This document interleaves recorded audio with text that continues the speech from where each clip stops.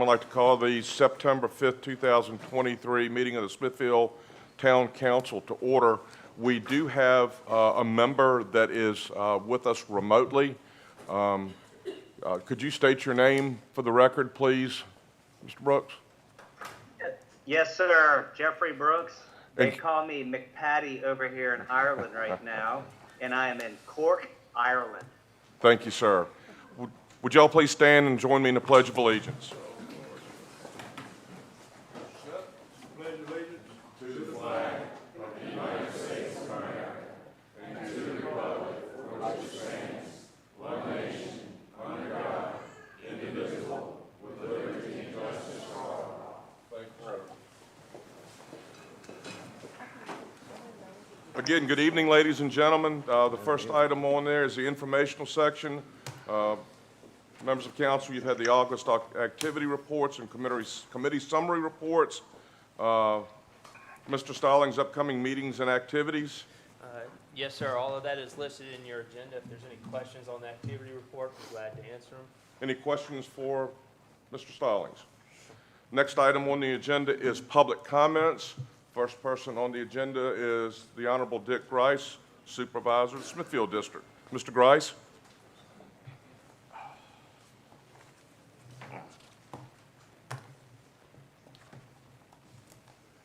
Good evening. Good evening, sir. Good evening, Town Council and fellow Smithfield residents. I'm Dick Grice, your District 1 County Board Representative.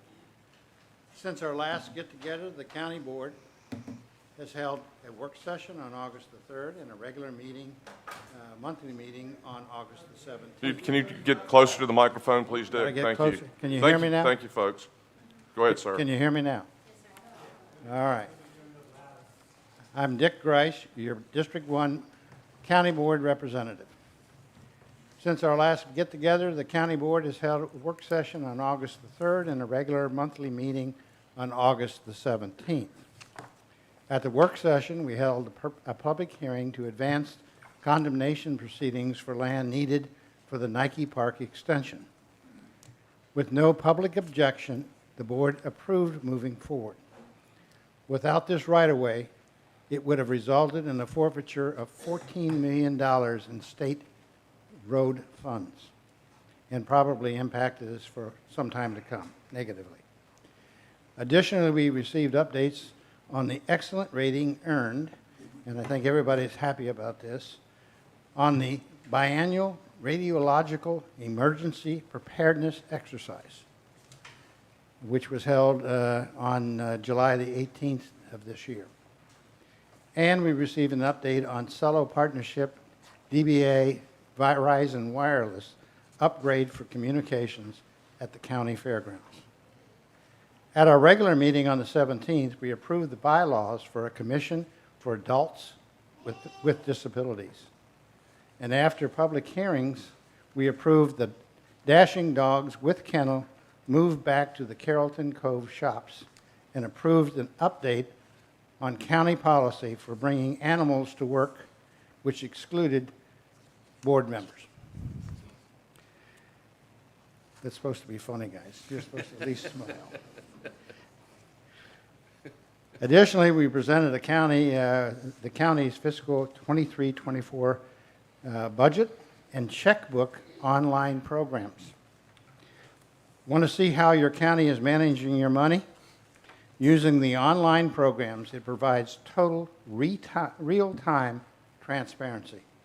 You can look at every dime and where it's going. We receive an update of this year's bigger and better than ever before county fair. The Seafood Fest is on September the 13th, and the fair runs from September the 14th to September the 17th. Now, seriously, grab the kids, your better half, and go. It really is going to be a much bigger fair this year than ever before. The board has found a date for our working retreat on October the 25th at the Planning District Commission building, which is nearby. I had voted for somewhere in Newfoundland. So, but they wouldn't approve my recommendation on that.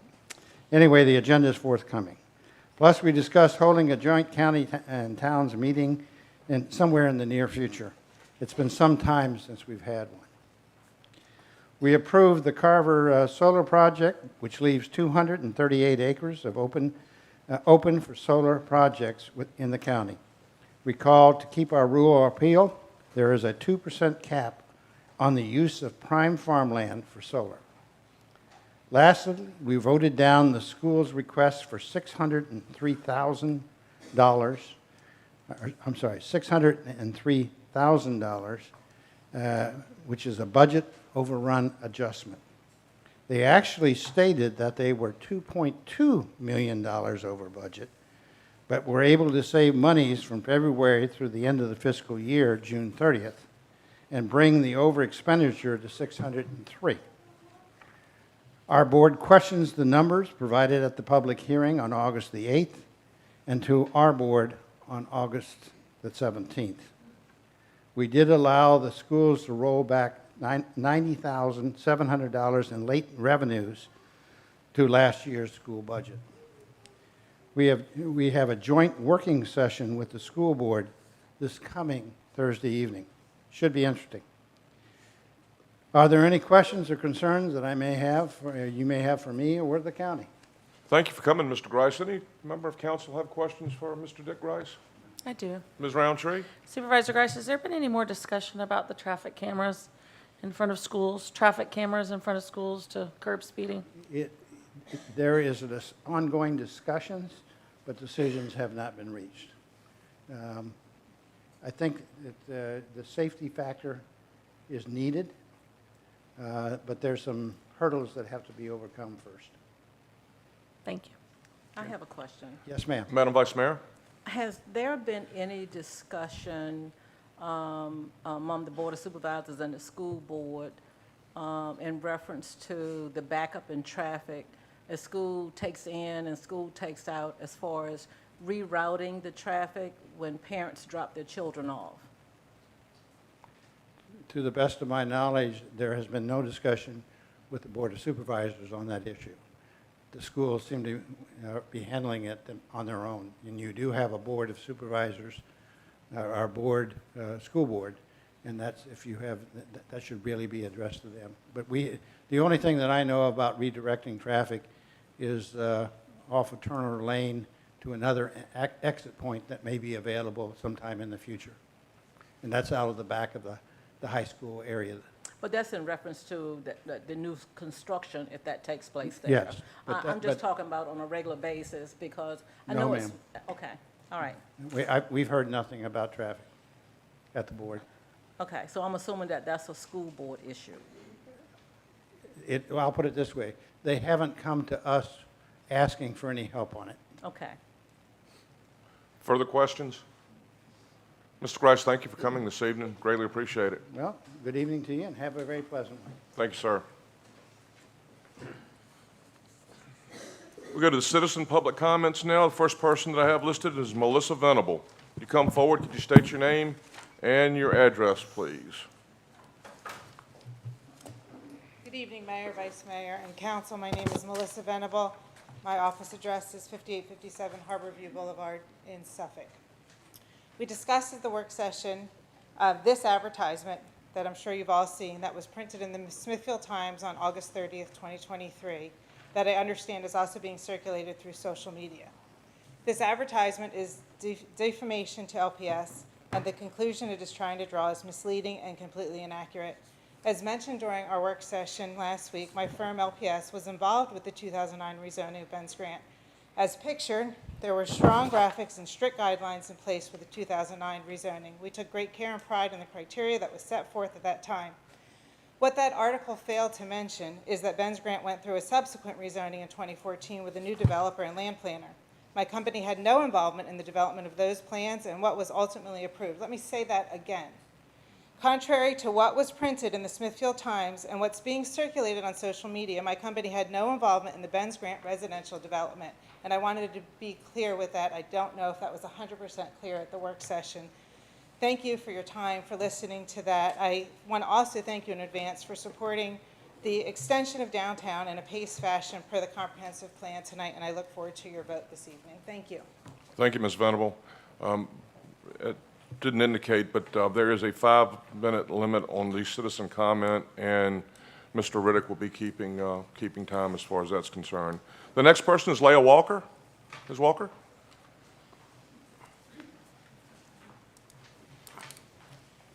Good evening, ma'am. Good evening. My name is Leah Walker. I live at 303 Red Point Drive in Smithfield. Oh, thank you. Is this better? Yes. I served on the Isle of Wight Planning Commission in 2007 when Land Planning Solutions, the land planner for the Grange, presented the original request for rezoning of the property that is today's Bren's Grant. I still served on Planning Commission in 2009 when the revised plan for rezoning Ben's Grant into planned mixed-use development cleared Planning Commission and was approved for rezoning by the Board of Supervisors with the conditions included in their proffer statement.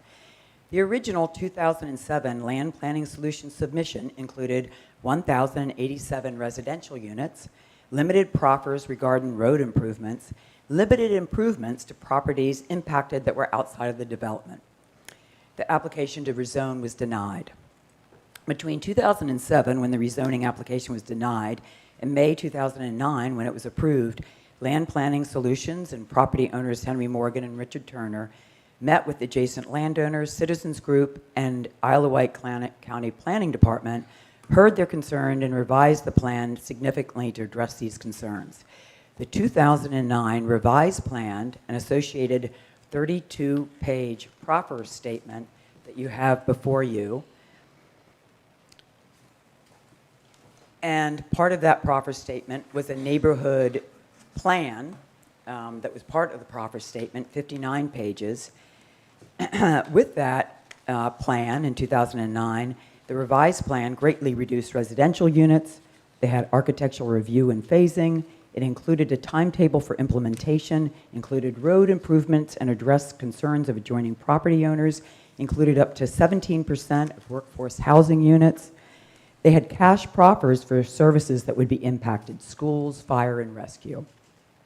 Melissa Venable noted improvements in the revised plan when she presented in the May 2009 Board of Supervisors presentation.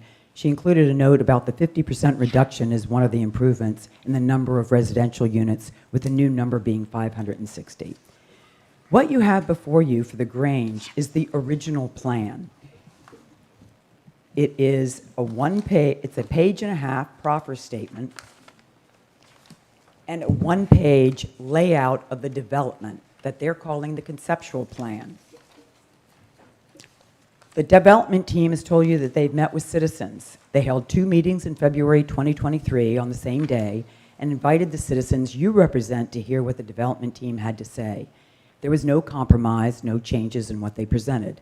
They presented to the Planning Commission and held a work session.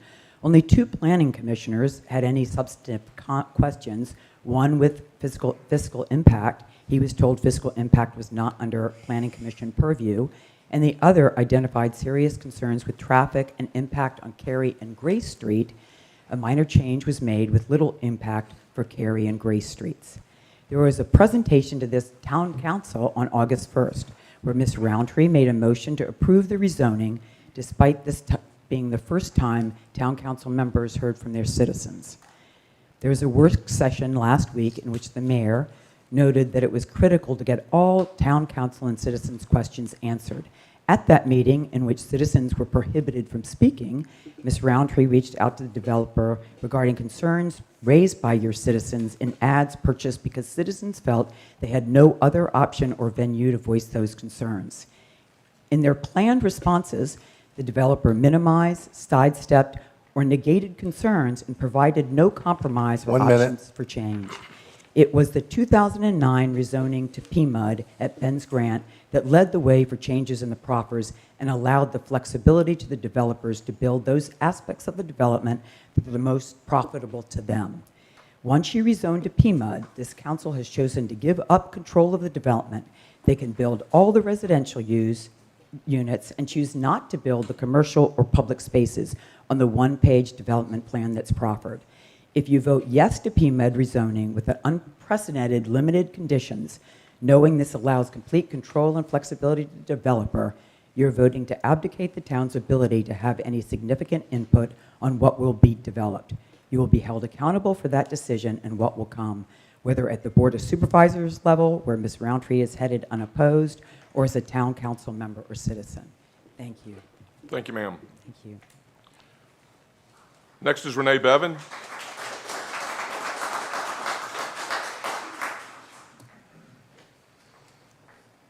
Good evening, ma'am. Good evening, Mayor Bowman, Vice Mayor, members of council. My name's Renee Bevan, and I live at 101 Beale Avenue, and I've lived in Smithfield for 38 years. Each one of you council members has committed to no more public funding other than the 2.8 that's already been committed for the Grange project. The plan for the Grange, as presented, is dependent on public funding. I'm referring to the fiscal impact study provided by the developer dated June 3rd, 2023. On page 8, and I quote, "The applicant and developer are requesting that the county and town enter into a public-private partnership in order to develop the Grange at 10 Main." And again on page 15, and I quote, "This zoning and a public-private partnership agreement would permit the development described above," end quote. The converse to that statement is that without public funding, the plan cannot be developed as described. If that's the case, the question needs to be asked, what will we get without public funding? The developer is steadfast in his position regarding seeking reimbursement for infrastructure. He needs and wants more taxpayer dollars. He has stated the anticipated figures have been revised downward from the initial figure of over 10 million, but he's not willing to disclose the figure. Ms. Roundtree, who touts herself as a fiscal conservative, even recommending a very short-sighted revenue-neutral real estate tax rate, seems to be one of the most ardent supporters of this project. Given her desire to be viewed as a fiscal conservative, her steadfast commitment is mystifying. How can you support something when you have no idea what the ultimate cost will be?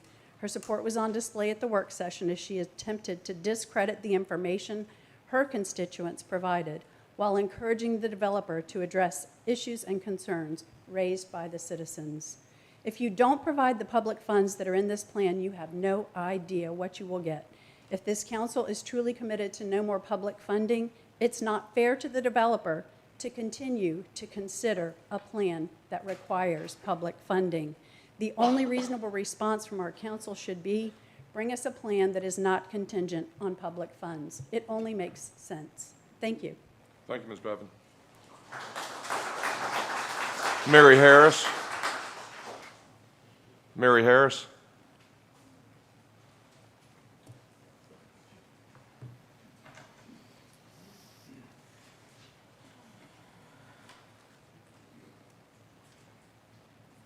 Evening, ma'am. Good evening. Good evening. Can you all hear me? In the back? Good. I think everyone knows that something will happen. I don't need to tell you who I am. Mary Harris. I live at 329 Grace Street in Smithfield. I think everyone knows that something will happen at Pierceville property. We've said that over and over again. The question is, what will it be? I have attended meetings and work sessions for more than 2 years with particular interest in the Pierceville property. At last week's town council work session, the meeting closed with the discussion of the importance of trust with the developer to adhere to what he or she says. I have witnessed several commitments and plans change as the look and cost to taxpayers of this development proceeds. This should concern all of us that these changes are occurring. Initial presentations by Mr. Luter said that the development would be surrounded by a brick wall, like the one at the corporate headquarters, and all buildings would blend into the character of downtown Smithfield. So what happened to all of this? In addition, the number of residences kept increasing. When Mr. Luter purchased Pierceville, many residents, like myself, breathed a deep sigh of relief because we were absolutely certain that this land and its history would be saved. We thought this because of what the Luters had done for Smithfield. They built the Smithfield Center and the Smithfield Little Theater, saved the historic 1750-era manor house and the surrounding farm at Windsor Castle Park, and they built a ballpark for our children. However, our trust in this family began to shatter because within a short time of the purchase of Pierceville, the Luters tore down arguably one of the most historic structures in Smithfield, the 1730s Pierceville House. Along with it was the surrounding buildings. Even so, we continued to believe in the reputation of the looters and knew that whatever was going to come to Pierceville would include a preservation effort to honor the history of this town. We also continued to believe that whatever occurred on this land would not harm the citizens and that investments in the town that they have made would be protected. It would not destroy the history of this property, was what we thought. However, unknown to us, he started planning for a high-density, for-profit venture in the historic district. What is being proposed is completely contrary to what the looters have done in the past. This is a massive project that will make a lot of money for the developers on the backs of the town citizens. This development will negatively impact and change the charm, the character, and the small town feel. It will double the number of residents in the historic area. It will drastically increase traffic, noise, and pollution. It will remove any separation of the historic area from massive sprawl and high-density housing. Smithfield, as we know it, will be forever lost. Whatever Smithfield believes it will gain from this project is simply not worth it. This rezoning and development are not in line with the comprehensive plan, no matter how much this group tells us it is. In Section 3.5 of the comp plan, some of the greatest concerns about quality of life were expressed by our citizens, and they are overdevelopment, too much growth, infrastructure deficiency, speeding, crime, overcrowding, and the preservation of history. In Section 3.7, the citizens' priorities for the next 5 to 10 years were listed: protecting natural resources, preserving historic resources, improving public infrastructure, and additional outdoor recreation and parks. In the visioning process in Section 3.8, statements on what citizens see include more green space, parks and trails, better crosswalks, safety for the streets, better schools and playgrounds, recreational opportunities, no value in building more houses. A family-friendly small town, uncongested roads. 1 minute. Small town of Smithfield should remain. Maintain special small town atmosphere with surrounding agricultural and wonderful recreation and parks. Rural small town atmosphere, small neighborhoods of homes on large plots of land. No overdevelopment like Hampton Roads. These are just quotes from that document. So why are we considering a PMUD proposal in historic Smithfield, or for that matter, in any part of our town? I ask you to just say no to the PMUD rezoning. It hasn't fit, and it doesn't fit, and it will irreparably damage Smithfield's character and feel. It will cost us in more ways than just taxpayer money. I am an avid Smithfield supporter. I've lived here 30-plus years myself, but this will cost us the heart of Smithfield. Thank you. Thank you, ma'am.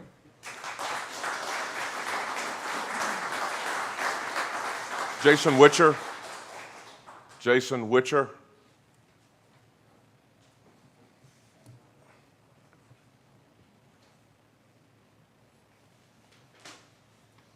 Good evening. My name is Jason Witcher. I live at 325 Grace Street in Smithfield. First of all, good evening, council members and guests.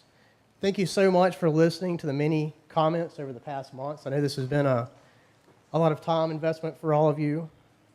The vast majority of comments have provided solid, rational reasons why this particular proposal is not in keeping with the nature of the historic district that has become a primary economic driver for this town's vibrant tourism industry. People come from far and wide to enjoy events, sightsee, shop, and dine in our unique downtown district. Many of them come here because it offers something different from the surrounding areas. Downtown Smithfield offers a glimpse into small town life, free from the hustle and bustle that results from high-density areas that have so much traffic, so little parking, and no time or space for reflection. If we move forward with this development, that quality will be lost forever. It's a big gamble on this town's future. Maybe people will not want to visit anymore once this development dwarfs the rest of the historic district. It's unknown if anyone will make the drive to shop in whatever stores may be added there. Most that have spoken in favor of this development do not live in Smithfield and stand to directly profit from its construction or operation. As has been pointed out, the council heard a proposal a few years ago to develop this same property. That proposal would have built about 50% of the housing density as currently proposed. The previous proposal was solidly voted down due to concerns that the density was incompatible with the historic district and the town's vision for the future of the historic district. Let me ask you, what has changed that makes the current proposal with much higher density acceptable? I believe that we all deserve an honest answer to that. Thank you. Thank you, sir. Diane Martin.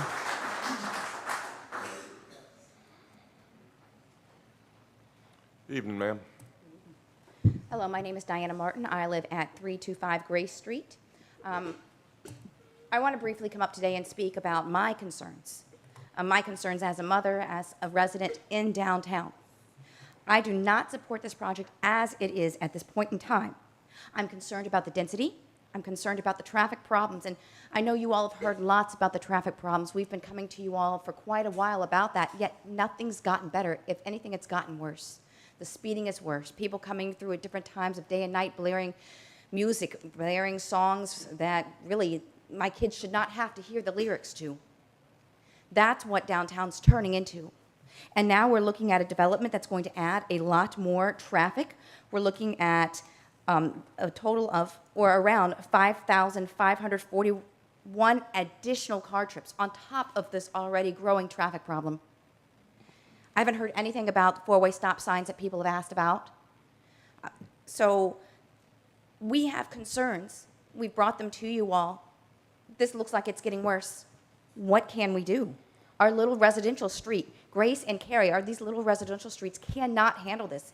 And I'm really concerned as to why it looks like Grace and Cary are going to be major entrances to this development.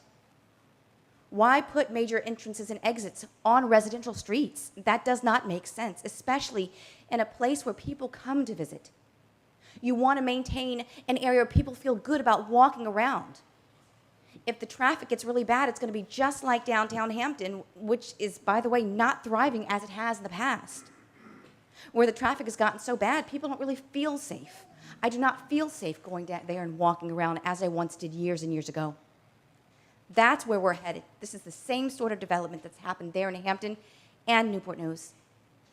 It's not benefited those areas and many of the localities there. So what can be done? What can be done about this issue? Why make it worse? On top of that, I'm concerned about the taxpayer-funded project, this farmer's market. Over $2 million, it looks like, are still kind of remaining unfunded. Where's that money coming from? Why can't we use that money to make Smithfield in itself better, working with our schools, working with fixing the traffic issue instead of making it worse? Many of us do not want this.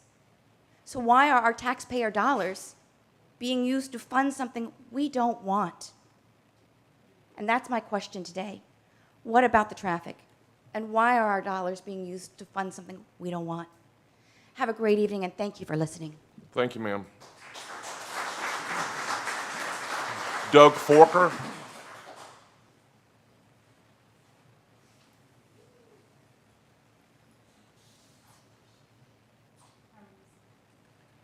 Hi, my name is Doug Forker, 410 Hastings Place in Suffolk.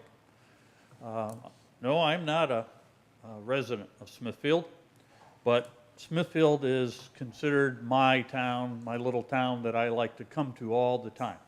I socialize over here, my friends are over here, I dine over here, I shop over here. You know, up and down Main Street, power stores, hardware stores, wine stores, it doesn't matter. I do most of all my shopping over here, except you don't have a Lowe's, for example, so I can't do that. But I want to see this town stay a nice little town. I have a few concerns, but I'm not going to stand up here and say yes or no on the project. What I want to say is the town council is smart. They know what they want, but let's make it public. Let's identify, let's say, 5 top criteria that this project must absolutely accommodate or live up to, or it doesn't get approval. Having not seen any, and I've been trying to read everything I can read, not seeing any top 5, I have offered 5 top 5 that I sent out to some of you in an email today. Just to summarize those, one is the historical character. You got to make sure that's maintained. The second one is if you're going to, spend money, make sure you have a detailed plan on how that money is going to be spent. And so I offered a simple PowerPoint chart as an example for what a farm market could look like. I would never approve any money without a detailed plan from the developer. And then the other 3 things really have to do with vehicle traffic, pedestrian traffic, and parking. Unless you put probably 90% of the traffic on and off Route 10 instead of on your town streets, I think you're asking for trouble. Okay, pedestrians. There's no crosswalks, no safeties, no nothing out there on Main until you get all the way down to the end where you hit Church Street. Nothing on Grace, and yet you're going to want hundreds of people who live over in this new area walk to town, hit the shops, and you want it done safely. Not going to happen without well-lighted walkways and crosswalks and things like that. These are the kinds of things that should go into an absolute check this block, check this block, check this block before you ever approve something. And the final thing is you talk about having a whole lot of new businesses over there. You talk about having a farm market over there. You talk about having a hotel over there. I did an estimate. You're going to need about 300 parking spots over there to accommodate on a Saturday morning, 25 or 30 vendors, 90 people at any given time going to the farm market, 70 people in the hotel, the workers in all the stores. I don't even see half enough parking over there. And you can't depend on parking on Cary or Grace, and you can't depend on parking in the residences or the apartments over there, because you'll have renters and you'll have people living there. So I'm just saying, I offered those 5 things, but come up with your own. And some of those might be appropriate, some may not. But unless the developer can handle and satisfy 5 or 6, your top 5, maybe it's 10, then, that's what you need to do. Thank you. Thank you, Mr. Forker. Bill Harris. Bill Harris.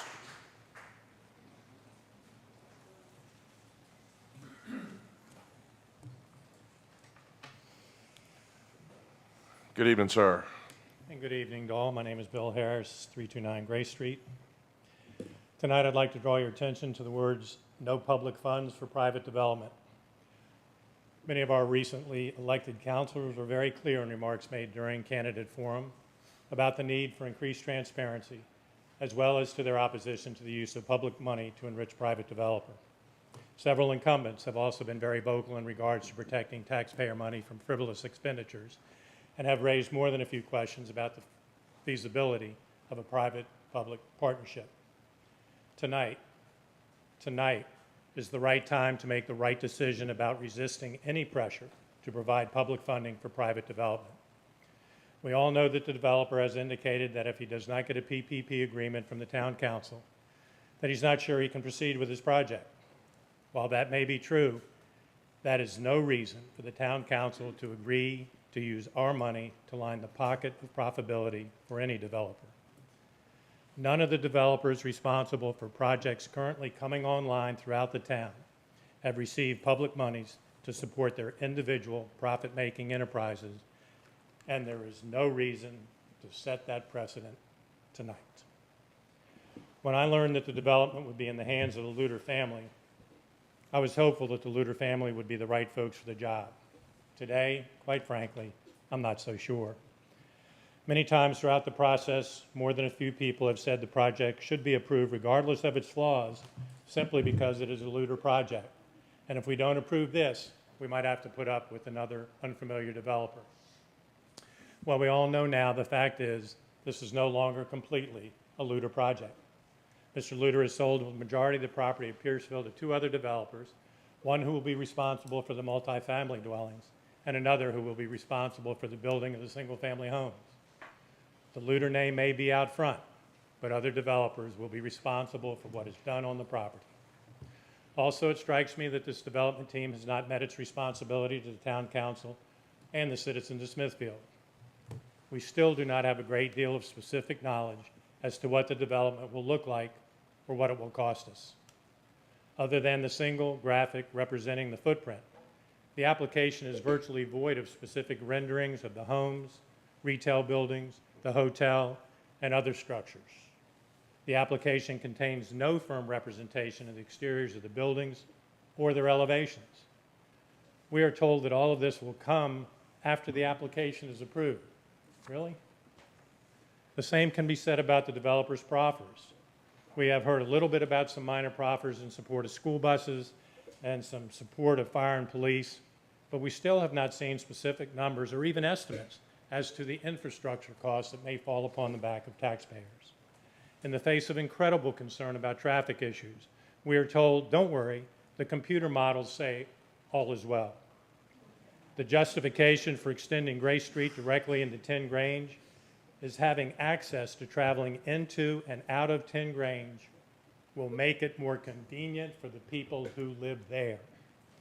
Little or no concern has been shown at all about the negative impact the increase of nearly 5,500 car trips a day will have on Gray Street, Carey Street, and the surrounding historic neighborhoods.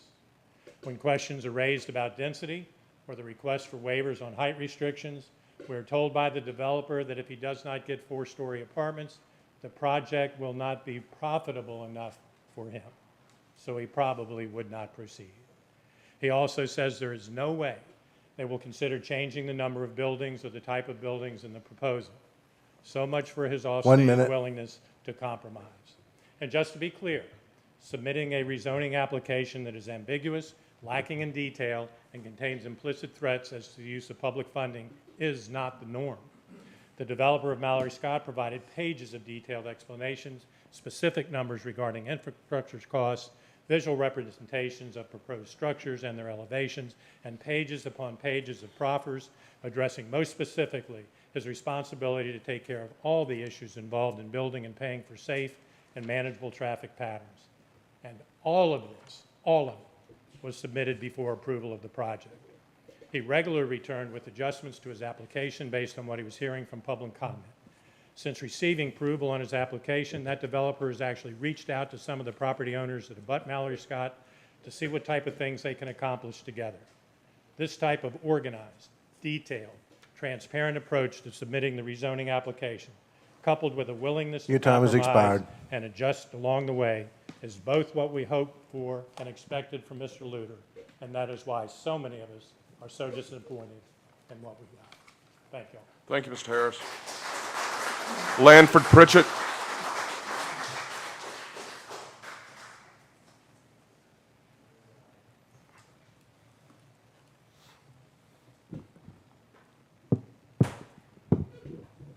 Can you hear me? Yes, sir. Lanford Pritchett, 5312 River Landing Trail. This project's a game changer. You folks are in I think, a horrible position. It's the people that elected you that want to hold you accountable for your decisions that you make regarding this project. I've been around the world a few times. I'm no looter or anything, okay? But I had choices. I was living in Colorado. I decided to move 2,000 miles to come back to the town that I've been coming to for 70 years. Since I was 1 year old, I've been coming here.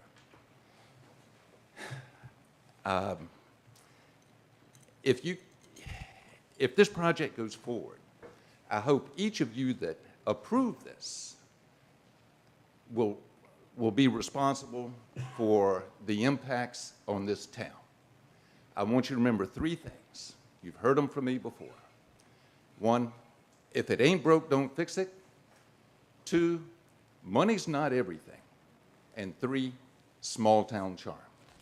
Thank you. Thank you, sir.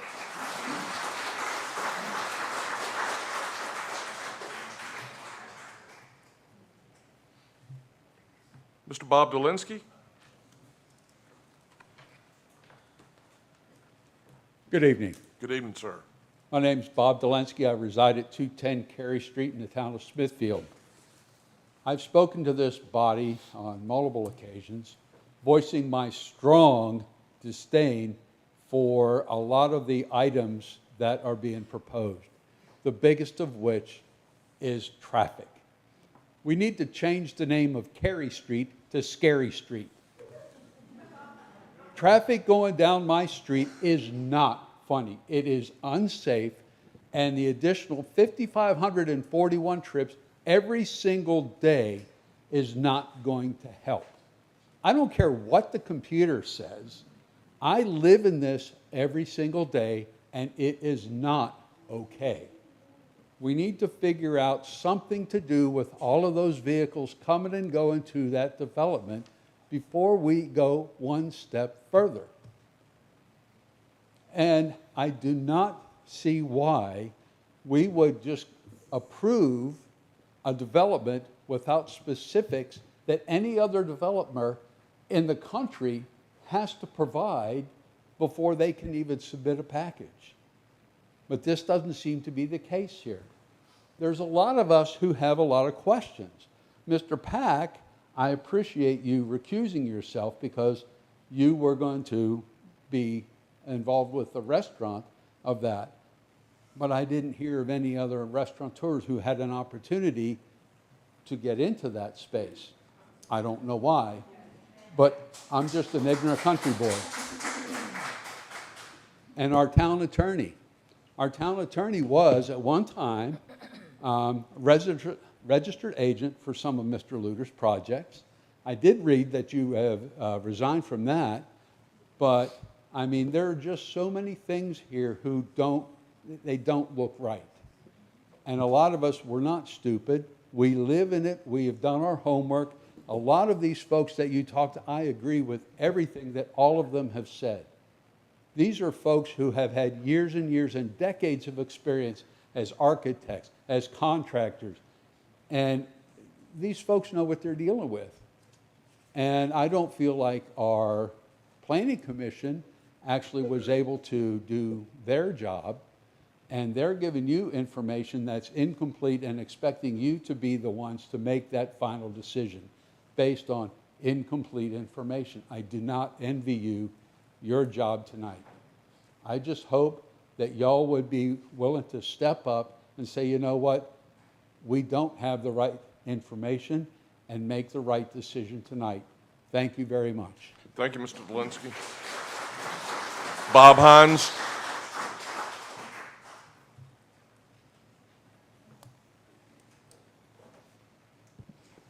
Bob Hines. Well, that doesn't move. Bob Hines, 216 Washington. I sent y'all all a pretty lengthy email. You have to speak up, Mr. Hines, a little bit. Oh, boy, I got to get close to this thing. Got to Thanks. love it. I hope y'all got my email. It's kind of long. I hope you read it. I hope you think there's some good points in there. Since Mr. Luter is going to sell the property for the houses to Weldon, Field, and Rowe, it seems that we should have also been hearing from Mr. Rowe what his response is to the question that Mayor Bowman posed to Mr. Luter at the end of the recent work section. Do we know who the person or persons will be on site for Mr. Luter's part of the during the daily basis during the building project? Mr. Luter stated it will not be him. He will periodically be present. And what's the definition of periodically? After Mr. Rowe takes possession of the properties, his property section, wouldn't he need his own application? Mr. Luter has assured us that all would be well throughout the entire process. Are he and his people also going to be overseeing Mr. Rowe's part of the development? Or will he then, and it seems logical, be out of the loop on that part of it once he sells the land to Mr. Rowe? We need to hear from Mr. Rowe, his perspective and his promises. I think we were told that there would be periodic progress reports. How often? And that there'd be minor tweaks. Will those tweaks be reported to the authorities and the public, or will they just simply happen? I'll wager that some of the tweaks, if this PMUD is passed as looked at, some of those tweaks are going to be in capital letters. I'm sure you get my drift. So for the greater good. The greater good. Got it. I may not be seeing this correctly, but it seems that the public parking along Main Street, if that is where Main Street Baptist members have available after their lot is full, will be a bit uphill and further enough away from the entrance to pose a problem for older folks. If so, all I can say is get there early. I'll finish by saying a reminder that not one of Town Council or Planning Commission members, with the exception of Mr. Brooks, will be directly affected in their daily comings and goings. So for the greater good. Thank you. Thank you, Mr. Hines. Richard Linier. Mr. Linier. Richard Linier. There we go. It's all right, sir. All good. Good evening, sir. Good evening. Good evening to all. Mayor Bowman, Vice Mayor Butler, council members and staff, I am Richard Linier, 101 Prestwick, Smithfield. After reviewing the Grand at 10 Main development narrative a number of times, I am more convinced that my opposition to several proposed details is reasonable. I hope this council will consider them. 1, the open BMP pond to be located on the corner of Main and Grand Street will present a safety hazard for the local community. 2, I'm opposed to the town paying additional taxpayers' money for the construction of the Farmers Market Complex or any other project located in the Grain at 10 Main project. 3, the high density level of homes, of private homes, should not be approved. 4, the proposed traffic pattern that would have heavy traffic flow in and out of the Great Street exit should be reconsidered. Back to number 1, my major point of opposition. An open BMP pond located on the corner of Main and Gray Street would be very close to the Schoolhouse Museum, however separated by a street. The pond would be located directly across the street from the Church Manor apartment complex and across the street from Main Street Baptist Church. If that open pond is built, if it's built, it should have a setback from Main Street of no less than 30 feet. I have compared 2 BMP ponds that are proposed for the grand project. The first BMP pond would be in area DA2, the apartment parking lot of the Grange project. That pond will be a level 2 underground storage and infiltration bed with a parking lot above it. The second BMP pond is in area DA4B. This area is where Main Street and Gray Street is located. It would be a level 1 wet pond. That type of pond has a permanent pool of water. Throughout the year, the pond would be 8 to 10 feet deep. The developer has stated because of clay in the DA4B area, Grace and Main Street, a level 2 underground storage and infiltration bed with a parking lot above it would not be possible. However, research shows that pea-sized gravel or sand can be backfilled to create the needed degree of filtration required for the construction of a level 2 underground storage that could have a parking lot above it. In conclusion, If an underground pond with a parking lot above it can be constructed in front of the apartment complex, then the same type of pond with a parking lot above it can be constructed on the corner of Grace and Main Street. Again, safety, aesthetics, and additional parking are the main concerns. Thanks to all of you. However, we want Smithfield to remain a beautiful, historic town. Thank you. Thank you, Mr. Linder.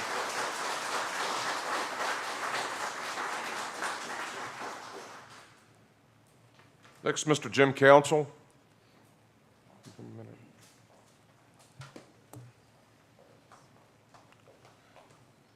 Good evening, sir. Hi. Mr. Mayor, council members, city manager, Mr. Riddick, and others, and this wonderful audience. I'm truly impressed with citizen input. I was a mayor of Franklin for 16 years, and we went through 2 floods and the closure or the attempted closure of International Paper, which benefit both Isle of Wight and the city of Franklin.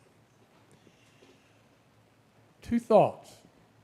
First is there's been amazing information presented by people that love this town that I hope you all will take into account. They love it.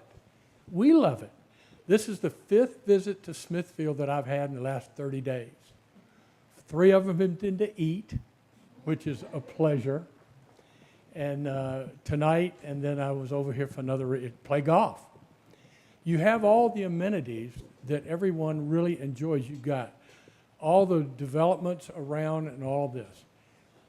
I don't have a dog in this fight, but I can tell you if you're not sensitive to the needs of companies such as Smithfield Foods, if they think there's a need for housing that would stabilize their workforce or the hiring of other people to come to this gorgeous charming town, you could end up looking like Franklin. And I love Franklin, and it's a charming town, but it was a lot more charming when International Paper had 1,000 other employees employed there.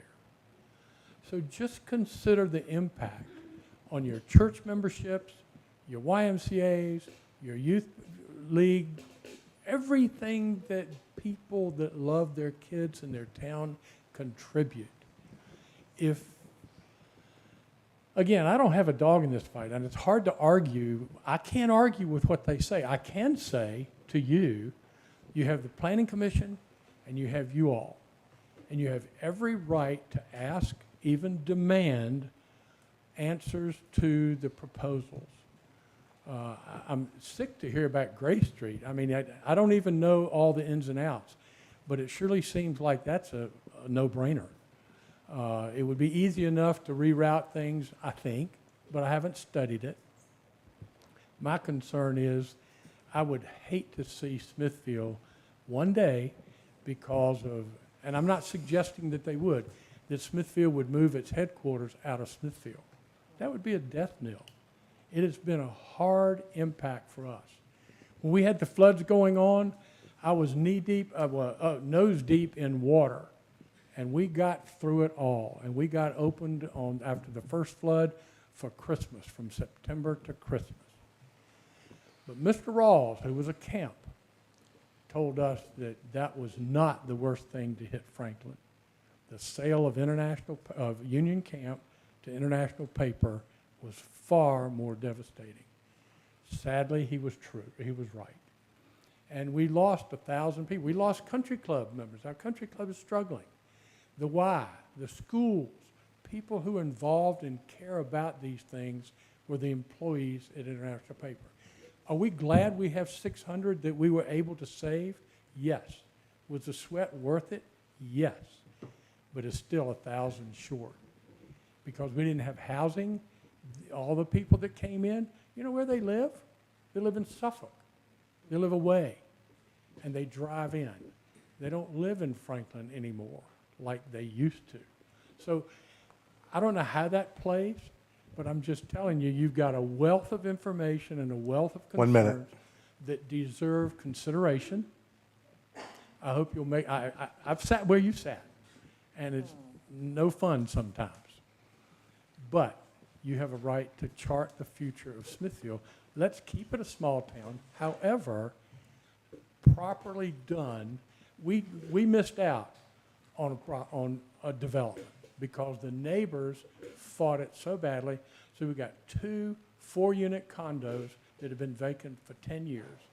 After he proffered new school renovations and everything else, Bob Williams did a wonderful job. Facella bought 400 acres outside of town, and the county pulled the rug out from under them. So we don't have any rooftops. And that's what it takes to keep a town viable going forward. You all are a wonderful town, and I don't want to see it change either. So find a way to do it in such a way that you can accommodate the development. Your time has expired. Accommodate the development and pull the best ideas together so that everyone is happy and you can prosper going forward. Thank you. Thank you, sir. Jesse Lanier. Jesse Lanier.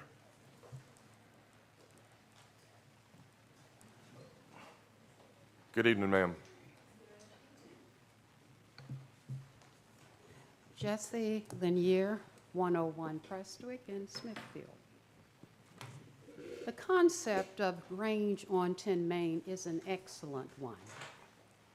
I realize that growth, improvement, and change are akin to progress. But I'd like you to look at this entire Grange on 10 Main from another vantage point. Let's assume that you are looking for a new home and you are considering the Grange. You and your spouse both have vehicles. You have 2 teenagers at home, both of whom have cars, 4 cars in total, with only 2 spaces allowed for each dwelling unit. Where will the excess cars be parked? You're thinking, right? It's on the street. This immediately kills 2 of your 2022 comprehensive plan big ideas of walkability and enhanced mobility. Cars will be parked everywhere, wherever there is space. Or let's suppose you have younger children who do not drive. As parents, a nice sized backyard is important because children need outdoor space to flourish. It should not be necessary to go to the village green in order to play. Unless you want the Grange to be senior development, decreasing the size of the backyard from 35 feet to 25 feet is illogical. In addition, the special use permit proposes that front yards be decreased from 35 feet to 20 feet. Would you really be okay with your home being built closer to the sidewalk and the street? I am aware that some of the houses in the historic district are built fairly close together, but that was then. Today, just about every adult living in the house has a car. So it is totally irrational to allow the proposed density request to pass. Continue the required side yard of 15 feet. Give the neighbors breathing space. The reported cost of these houses demand that they need more than what is being advertised. One last thing. I am yet to see a beautiful BMP pond with or without a fountain, where people enjoy walking and sitting with the geese. If any of you know of any such pond in our area, in our state, please let us know. As residents of Smithfield, we are expecting you, our town council, to make the best decision for us. We are depending on you. Thank you very much. Thank you, ma'am.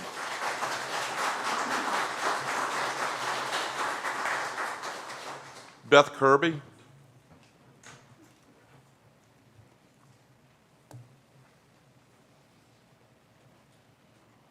Good evening, ma'am. Good evening. Beth Kirby, 328 Grace Street.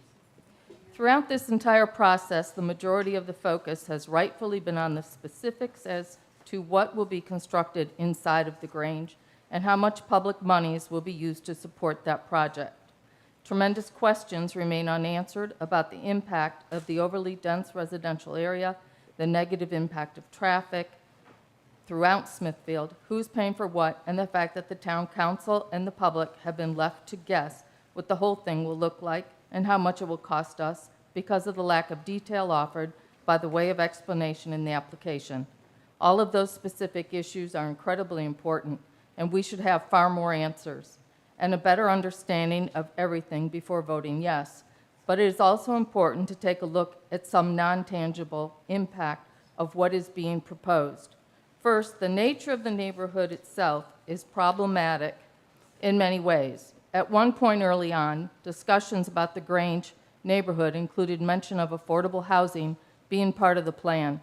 I don't recall exactly when that very good idea fell by the wayside, but I do know that as proposed today, there is nothing in 10 Grange that could be considered affordable housing. A recent article in the Smithfield Times provided information about the cost of single-family and multifamily dwellings that will be built if the application is accepted. According to that article, the duplex dwellings will be priced in the low $600,000, and the single-family homes will be priced in the upper $600,000. The apartment building rentals will require a base income anywhere from $65,000 to $75,000 to qualify to rent. It is hard to believe that very many nurses or hospital support staff or our local firefighters or policemen or our teachers will be able to afford to live in the Grange. It seems unlikely also that many mid-level workers at Smithfield Food would be buying homes here either. Instead, the target market for these very expensive homes will be upper management and wealthy retirees, and I have to wonder how many of that target market are going to be willing to pay nearly $700,000 for a house with zero setback off the street, only 20 feet between houses, and a rear setback of only 25 feet. Creating such an elitist, implicitly discriminatory neighborhood in this particular area does not seem a good fit. One of the most attractive things about Smithfield, and one of those things that makes it so charming, is a wonderful mix of people who live here and interact with each other when walking about the downtown historic area. Creating such an exclusive neighborhood right next to the downtown historic neighborhoods that are made up of a variety of architectures representing at least 4 centuries and populated by people from all walks of life and all backgrounds does not extend and replicate the feel and the reality of the historic district. It contradicts it in every way. Our comprehensive plan implores the town council to make sure this very type of thing does not happen. Similar observations can be made about the appeal of the Smithfield Farmers Market to both locals and visitors. Our farmers market is more about the social interaction of people wandering about, checking out what's being offered by the various vendors, and catching up with fellow citizens, meeting new people who are at the market for the first time, than it is about buying vegetables. Everyone understands that the farmers market is not an economic engine that will produce a great revenue stream by any stretch of the imagination. The Saturday visitors to the farmers market often wander about the different shops and eateries at the end of town as part of their day because it is convenient to do so, because the shops and eateries are right there near the market. 1 minute remains. To think that people will use an enclosed farmers market at 10 Grange in the same way as the current outdoor informal one, and then after they pick through the vegetables that they will walk all the way down to the other end of Main Street to visit those shops, simply flies in the face of reality. The Smithfield Farmers Market experience, as it is now, is delightful. It epitomizes our special small-town charm in many ways. At one point early on, It just seems to make more sense for the town council to investigate any and all ways to keep it informal and outdoors somewhere in the area where it is today. One wonders how much of our $1.4 million commitment to the building of the new market could be used to find a more hospitable, more charming site for our market. We talk about the quality of life here and the charming nature of lifestyle here all the time. Building a neighborhood such as this and moving the farmers market away from the center of activity downtown will do damage to both the quality of life here and the charming Your time nature has of expired. Smithfield. Thank you. Thank you, ma'am. Eric Lehman. Eric Lehman.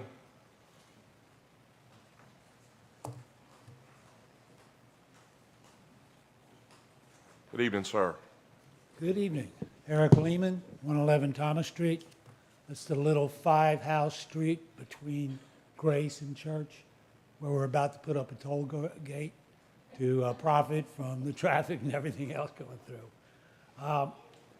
I think many of us believe and would agree that the Luter family will do a great job if the Grange is approved. It's our responsibility, that's yours and ours, to ensure that the proposed project will, in its entirety, improve the quality of life for both current and future residents, and not just the residents of the Grange. I'd like to adopt, in this meeting and other meetings in town, kind of a trust but verify philosophy. You all remember that was a Ronald Reagan thing, and it's a phrase that is commonly associated with him and reminds us as people, as individuals, to be cautious, to be critical thinkers, and balance a willingness to trust people with the need to confirm information or their intentions, then make an independent decision. This phrase applies to the Grange, and actually, trust but verify should apply to every project before the Planning Commission and the Town Council. My firm belief is that the Grange can be a win-win for everyone. But we still have, as everybody's up here saying, we still have a lot of open questions, unanswered questions. There were a lot of questions that were answered at the planning meeting, the meeting that was held. There were a lot of questions that weren't answered that were still left open. There are things that still need clarity. A couple of them, a lot of them are what people are talking about tonight. One of the main ones, and it's been a little contention about it, is what will the Grange architecture actually look like? This came up at the working meeting, come up tonight. I found the answers at the working meeting really not too acceptable. We've seen renderings of a 4-story modern-looking hotel that was presented to kind of look like or be an example of the 3-story historic hotel that's supposed to go there. We've seen Charleston-based renderings, of the various duplexes and apartments and other things. Nothing that really looks like Smithfield there. We've not seen renderings of any of the other buildings. We've been told they will be coming, but we have local artists who could have been employed to do renderings of any of the buildings that would have been going in there, and they would have been historically probably correct. Would you commit millions of dollars or $1 million for a house if the architect couldn't give you realistic images of what your house was going to look like? We do need accurate depictions and a commitment to keep to them when we see them. You know, we want to see them and we want to know they'll be kept to. I feel like I'm beating the proverbial dead horse here with the traffic will be a problem. Anyone who thinks it isn't going to be a problem is kidding themselves, and kidding themselves mightily. I live at Thomas, it's that little intersection of Thomas, Grace, and Mason, and the noise and the music and the type of music that I hear blaring all the time through there, it's ridiculous. And kids shouldn't have to listen to it. I shouldn't have to listen to it. Traffic will be a problem. The Grange is going to have 304 residences. It's going to double the size of the residences downtown, and each and every one of them, maybe 4 cars, but each and every one of them, except for a single-room apartment, is going to have at least 2. Excuse me? 1 minute? All right, well, that went quickly. I got to say that all services will be an issue as well. All you had to look at the other day was Chief Howe's face at the working meeting when he talked about the growth in Smithfield. Between Mallory Farms, 812 units, and the Grange, over time, we're going to add about 3,200 people to this town. We're going to add a lot of bodies in this town in 5 to 7 years. This is a town that grew by 778 people from 2010 to 2022. That census figure blew me away. I mean, that is an astronomical growth to put on this town. I'm talking too much and not getting to everything I wanted to say, but I will finish saying growth is inevitable. And it's also needed. It's our job as citizens to make sure that our elected officials, as well as ourselves, see time that has the expired. Grange and the future projects are done correctly. I'll close by asking a simple question to the Luter team, the council, and those who strongly oppose the Grange. Why must it all be all or nothing? Why can't there be compromise? America was built on negotiation and compromise. Thank you, sir. Lee Abbott, layman.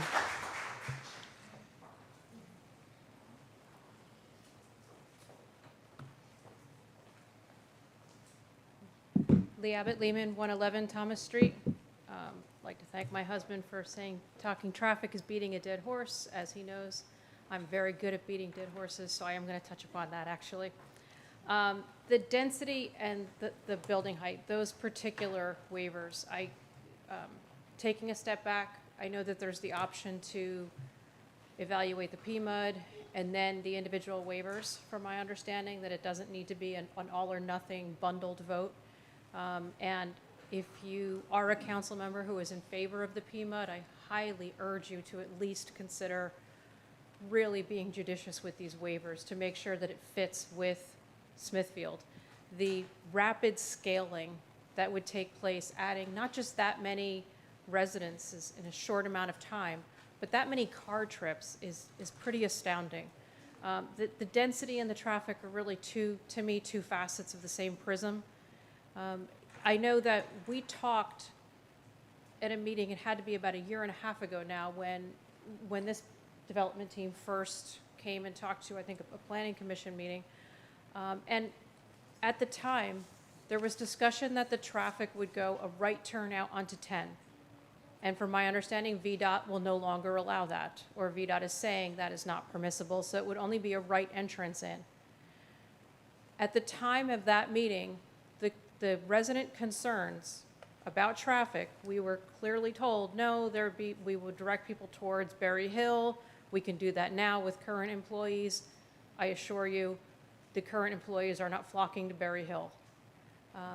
They would actually not even have that option coming out of the Grange.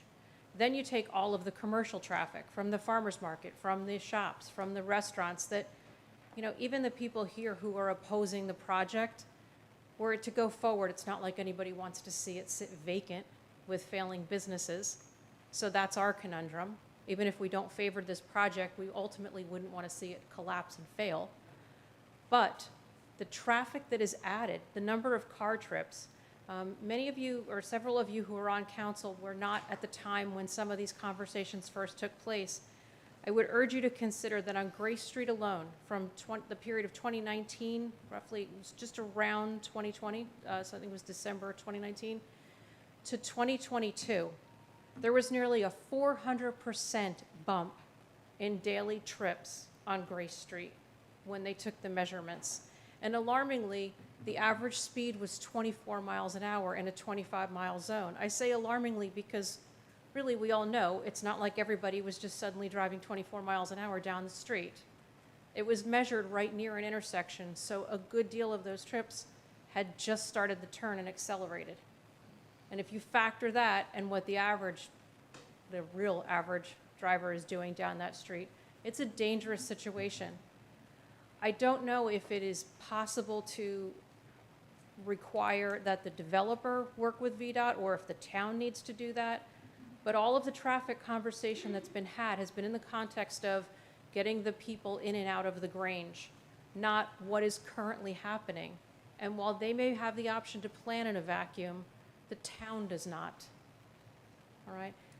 The 10,000 car number that came up, or 10,000 trips, and I apologize if I'm citing this incorrectly, for what VDOT considers, a two-lane road would be adequate. Like, that was eye-popping. Had I not been sitting down, I would have fallen when I heard that number, because none of our streets can sustain that. Cary cannot, Grace cannot, and yet, 1 minute. sadly, with this number of car trips that would happen through a Grace Street exit, and the current volume, and any projected growth from other development, we're at 6,000 in a blink of an eye. And that's just even with half of that traffic from the Grange heading out Grace Street. Something has to be done. And routing a main entrance and exit, which would actually route through pedestrian area to make a left turn to Main, just does not seem at all feasible to me. So I urge you to consider that traffic and safety impact. Thank you for your time. Thank you, ma'am. Susie Gay.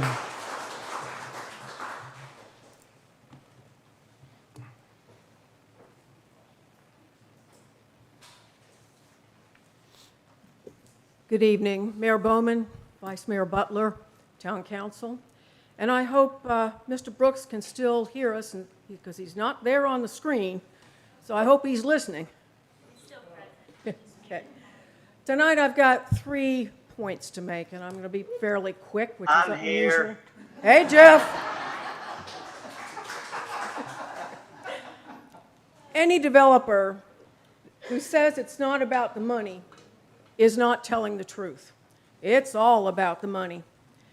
Every one of the developers' team, including Joe Luter IV and his investors, is expecting a hefty profit and payoff.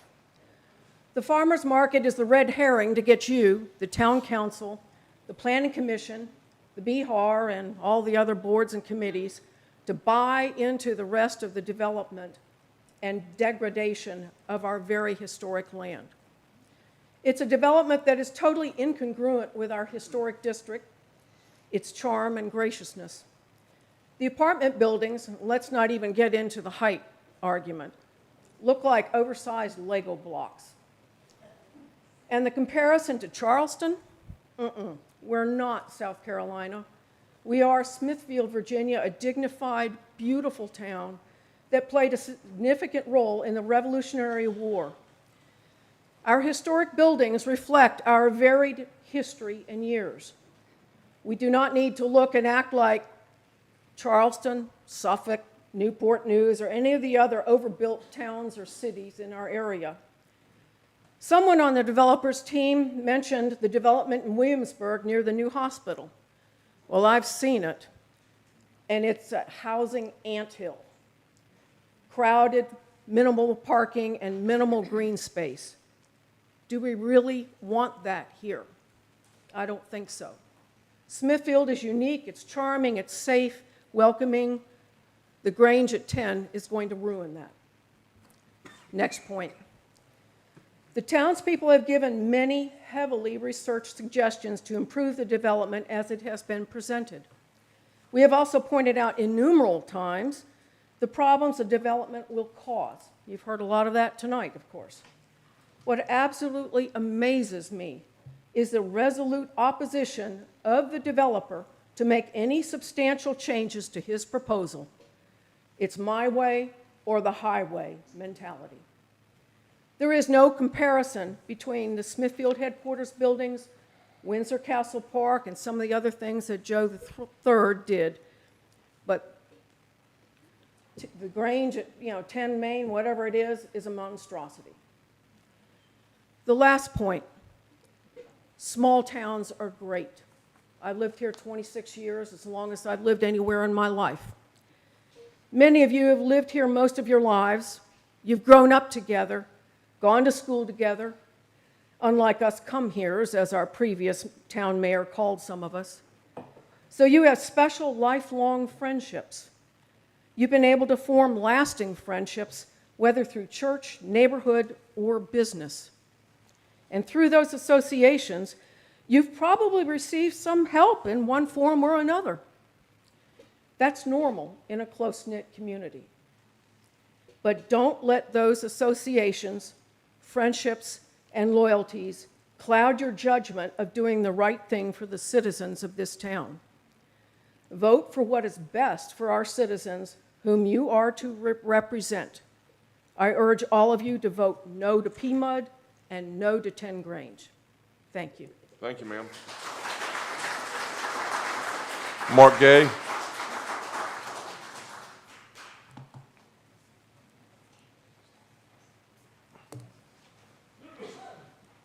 Good evening, sir. Good evening, Mr. Mayor. Mark Gay, 110 Goose Hill.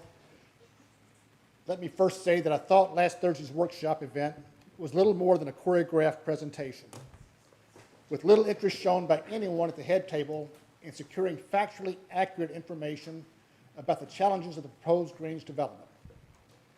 Not only did you hand select which individuals would be allowed to speak before you, several of whom had been identified as a core part of the problem, but you pursued a line of questioning that was designed to confirm the biases you already have about the project. To aggravate matters, the hastily constructed answers provided by the town manager to multiple emails from concerned and very knowledgeable citizens displayed more than a little bit of hard-headed defensiveness. We residents are not here tonight to do battle with our elected representatives. That's not how local democracy works. And that's not how a vibrant community thrives and grows. Not one person here is objecting to responsible development of the Pierceville property. But as an experienced war planner, I can tell you that there's a difference between a calculated risk and a wild-ass gamble. In my judgment, approval of the Luter team's current proposal for rezoning on the basis of a general development plan alone, without benefit of cost-benefit analysis, without benefit of a preliminary subdivision plat, without detailed staff and review committee assessment of the infrastructure challenges involved, constitutes just such an ill-advised gamble. Community development for a progressive and well-educated public demands a lot more from planners than throwing Jell-O at a wall to see what will stick. That's why the town's comprehensive plan needs to provide coherent vision for an achievable future that recognizes this town's unique physical geography, as well as our financial resources and a common aspiration for a better and equitable future. Regrettably, our new comp plan lacks that vision. The consultant who drafted it was too busy being beaten about the heads and shoulders to ensure that PMUD took front and center of that document as a central theme. What I can state with certainty is this: green space management is a core principle of responsible community planning. And turning Pierceville in its entirety into a traffic-snarled asphalt jungle surrounded by holding ponds defies common sense.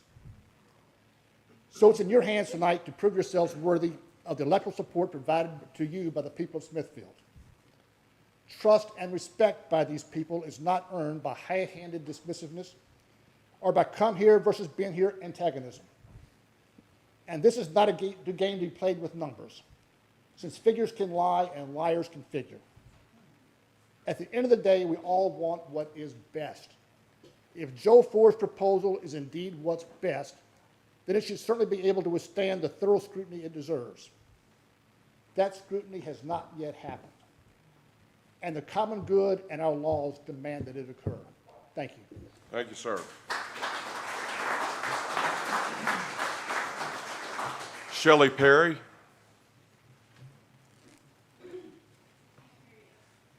Shelley Perry.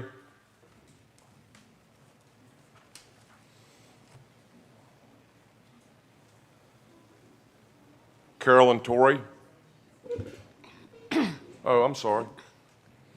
My name is Shelley Perry. I live at 13458 Melissa Drive. No, it is not, before I get a rude comment, it is not in the town of Smithfield, but I spend a lot of money in the town of Smithfield. I go quite frequently to the Hamtown place. I go to the Taste of Smithfield. In fact, I was really disappointed when the Taste of Smithfield decided to get rid of a lot of their pig merchandise that they had in there, because I bought every kind of pig that was in there. I collect pigs, by the way. So I have bought everything that was pig related in that store. I love to go to Maggie's. I bought a lot of stuff from Maggie's. And the Christmas store, you can't keep me out of there. That's a problem store for me. My relatives came, my cousin came to see me a year ago, right before the Christmas shop closed. She hasn't been here in 31 years. We went to the farmer's market. She brought her mother with her, my aunt, who has not been uptown of Smithfield in at least 15 years. And they loved the small town. They loved it. We walked up and down the street and they were overjoyed of how much they could get that is not in their location. They both live in Carolina. In fact, my cousin lives in Charleston, right out of Charleston in Moncks Corner. So I know all about what the houses look like in Charleston. It is pretty for Charleston. It is not pretty for Smithfield, not downtown Smithfield. The whole point of having Smithfield is the small town charm.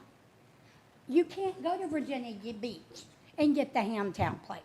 You can't go to Virginia Beach or Norfolk or Hampton or Newport News and get Maggie's or get the Christmas store. You can get the Christmas mouse if you want to go to Williamsburg, but you can't get the Christmas store. And you can't get the feel when you walk in the store. How are you? Nice to see you. Haven't seen you in a while. What can I help you with? That's what you get when you go to Smithfield. You don't get the snotty people that says, what do you want? Or they don't care. Smithfield cares about its people. We care about what it looks like to walk downtown, to feel safe to walk up and down the streets of Smithfield. I feel totally safe to walk up and down the stores at Smithfield. I love it. I go to the farmer's market, and yes, I don't always buy my vegetables at farmer's market, but I go certain people, Tony and his wife that sell the spices. Love them to death. All my spices come from there. My meats come from Allen, which Allen's is not even in Smithfield, but he has some good butter beans. If you want butter beans, ask. He has some really good ones, too. But the whole point is Smithfield is a small town. We don't need all this. It's not for us. Maybe if you thought about it, while you're sitting there and while Luder wants all this, you know what you need? Think about it. What is it that the one thing Smithfield does not have? They don't have a place for their own high school to graduate. You got to now drive to Hampton. When my kid was going to school, I just sent out in the hot sun to watch him graduate. But now they got to go to Hampton. We don't have a place that the kids can go and graduate. We have the Y, but we don't have a center. I asked before for like a community center. Oh, we got Pruden. That's in Suffolk. So you want me to give my money to Pruden to go to Suffolk when I could be giving it to Smithfield if we had something here? High-rise motel.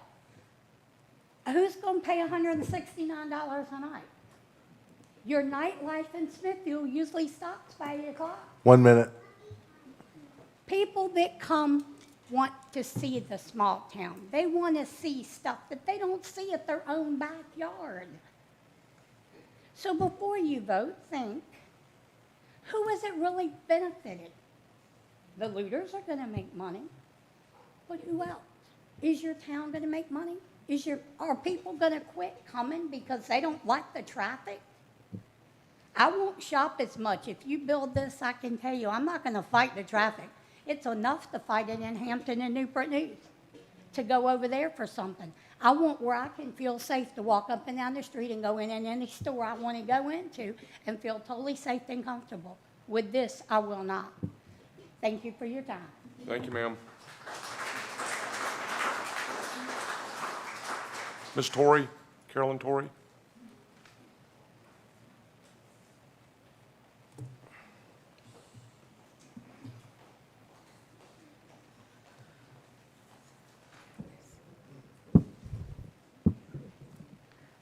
Carolyn Torrey, 32 Main Street.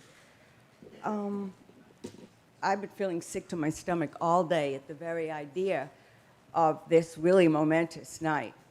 For 8 years, I really worked hard along with a lot of other people from the town. We very respectfully, but very often came to meetings and talked about that piece of land what we had learned about it, what we wanted to see happen with preservation. That didn't happen. And we've all, again, respectfully accepted that and hoped, since you turned down another developer that wanted to overbuild half the properties, that this potentially would do. Again, with respect, I feel if this were not the Luder family coming to you, this would have been ditched quite a while ago. All the citizens that are speaking to you, with great measured respect, are very smart, knowledgeable people. They've all done their research. I could not be more proud of my fellow citizens. Mr. Luder IV has said that he wants to make this charming. It's those pictures as it's designed. That's not charming. A lot of people have said that tonight. The company Historical Concepts, a gentleman of the wealth that Mr. Luder has, would very rightly pick a company like that. They won from Congress the congressional honor for new urbanism. And Ben's Church was supposed to be new urbanism. That ad was absolutely true, because pictures don't lie. The top pictures in that ad, in the paper, it was gorgeous. Anyone would like to live there. And it did look very like what I've seen on Historical Concepts' website. Mr. Luder has mentioned that company a number of times. Odd when he's didn't use them. What happened in Ben's Church? Why couldn't it happen again? It was supposed to be new urbanism. It was supposed to be beautifully, carefully designed, traffic managed. It could happen. All it takes is a turnover of you find people, somebody else might come along, not have the heart for this place, we don't know. Somebody came along and wrecked, with all due respect to anybody who lives in Ben's Church. It's not gorgeous, and those pictures told the truth. And maybe Ms. Venables wasn't involved in it after a certain amount of time, but the property was sold. Didn't they know who they were selling it to? Could they not have found out maybe that they didn't care?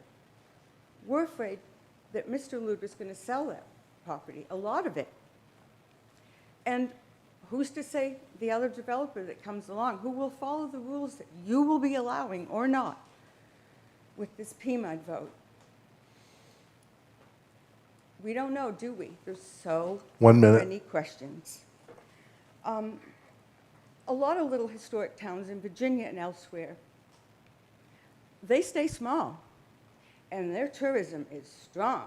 People want to go to those places because they're rare. They're rare jewels. They didn't get spoiled. Not spoiled by traffic, not spoiled by density, too many cars. They stay the same. What's wrong with that? Another thing is trust and transparency. They all go to the truth, don't they? We want to be heard. We want the truth to be seen, because there's so many questions. You probably couldn't convince me that any of you are really sitting there. Your time has expired. That this has really been a carefully planned thing. We are emotional and we care, and I think that's a good thing, and I hope you all do too. Thank you. Thank you, ma'am. Dalton Dye. Dalton Dye.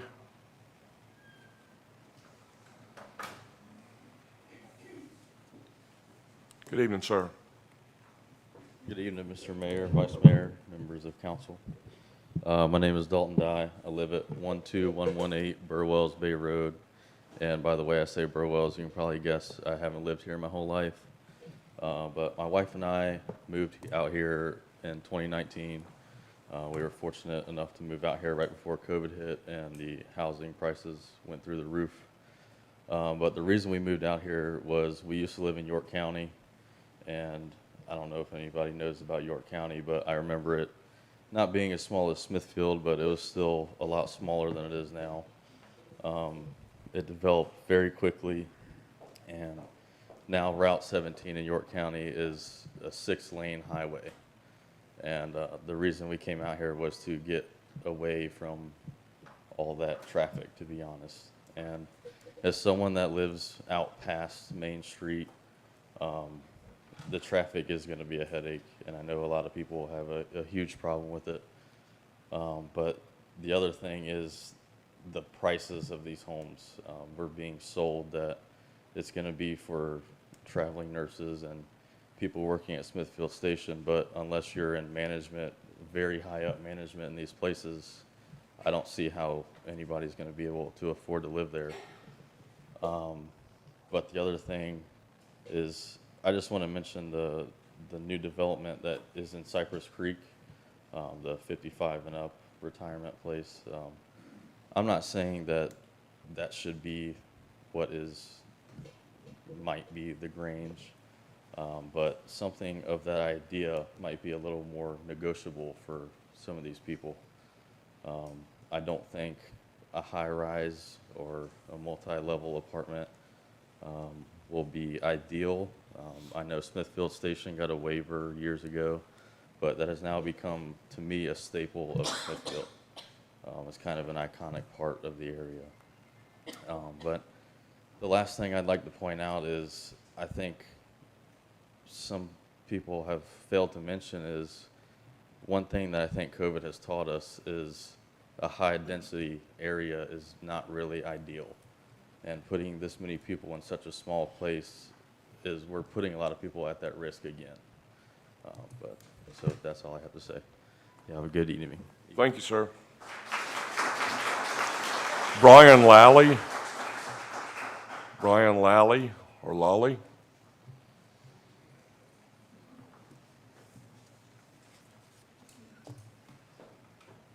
Evening, sir. Good evening, Mr. Mayor. Good evening, members of council. My name's Brian Lally. My wife and I live at 226 South Church Street, and we're here tonight to urge you to vote no on the current proposal for the Grange.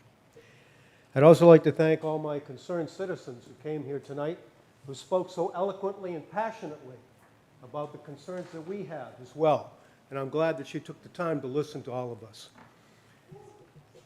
Again, I urge you to vote no. I believe the density is too great in this particular development. Many people have said so.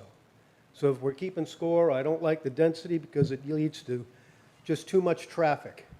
And I don't believe the traffic study was done well enough to really think about how traffic patterns develop over time. When you build out this project, they talk about 5,500 trips per day. I don't know how many will go down 10. I don't know how many will go down Carey Street, Gray Street, Main Street, and then down South Church Street. But there's already a lot of traffic on South Church Street. I think the development itself, the way yards and homes are built, people want to have a place where they can live and enjoy something with some privacy. I think this development is just, it's so dense that there are no yards, there's little privacy, there's hardly any parking, and there's just too many people.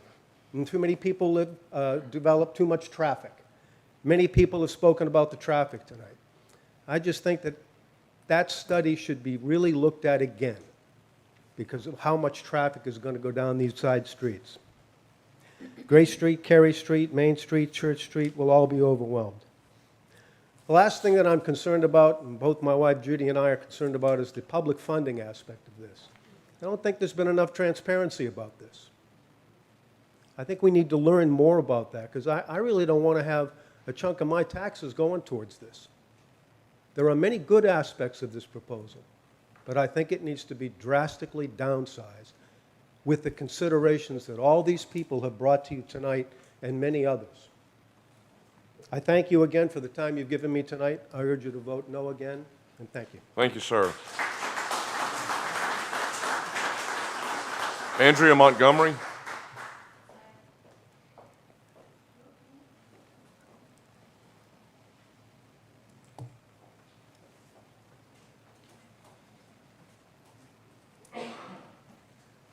Good evening. Good evening, Mr. Mayor, Vice Mayor, Council.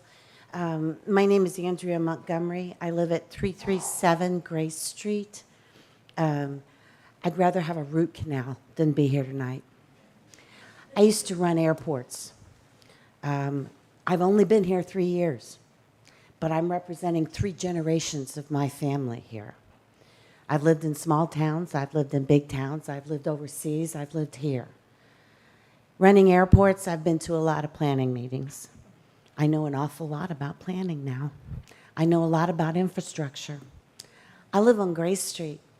In front of my house, when it rains, there's a lake. People crossing to the other side of the road to get around it. What if our school buses were there? I know a lot about pavement on runways. I don't know a lot about pavement on streets, but I can tell you Grace Street is not equipped to handle 5,500 more cars.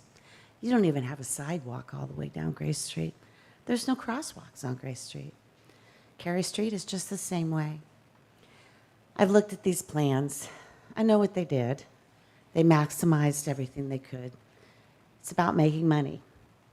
I don't know who the looters are. They're very nice people. They've done a lot of really nice things for this town, but if he was standing beside me, I wouldn't know who he was. But I do have a 3-year-old grandson back there, and I want that child to grow up here. This is too dense. It's too much. In all the zoning meetings and all the planning meetings I've been in, there's transitional zoning, and that's what we should be looking at. You have a historic district. You have walkability. You don't need to put apartment buildings down at the end there. There isn't enough parking, and you can't see Farmers Market from Main Street. We're shooting ourselves in the foot. We need the tax base. We're going to need more police. We're going to need more fire. We're going to need all of that because we are going to continue to grow. But I think that growth needs to be done smart. You have an opportunity to say, hey, wait a minute. Let's think about some of these things. And I encourage you to do that. Thank you. Thank you, ma'am. Robert Biebermeyer.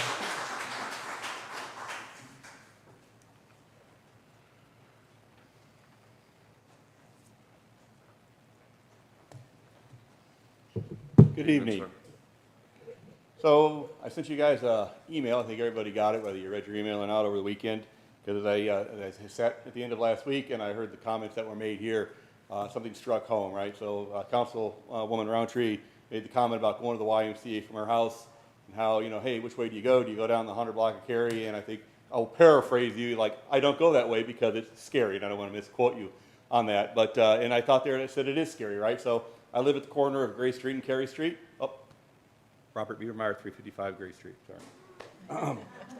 But and I've lived in town for over 20, and I've lived downtown for 3, and I feel blessed to live downtown, right? It's exciting, it's fun. I can walk to the library, I can walk to the farmer's market. One of my favorite hobbies, instead of watching TV, is to sit on my porch and watch the cars, right? And watch people walk by in the cars and interact with my neighbors. But again, I have 2 small children, and then the neighbors right across on the 100 block of Cary. There's a total of 9 kids in the 4 houses leading up to that corner, and they all get along, and that's great. I didn't have that in my old neighborhood in Waterford Oaks, and they're frequently back and forth, right, ages 1 to 14.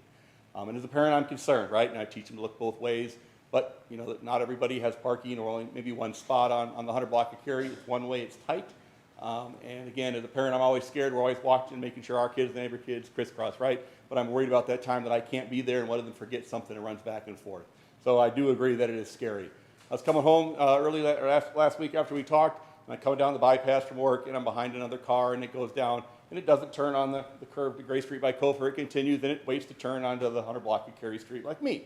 And it would have had a clear turn there, but it comes up and it waits for about a minute, minute and a half, because there's a bunch of traffic that just happened to come down Main Street from the Church Street area. And I waited, figured they must live here, be traveling. Nope, they were actually just going through, and they were cutting through because it is a big cut through.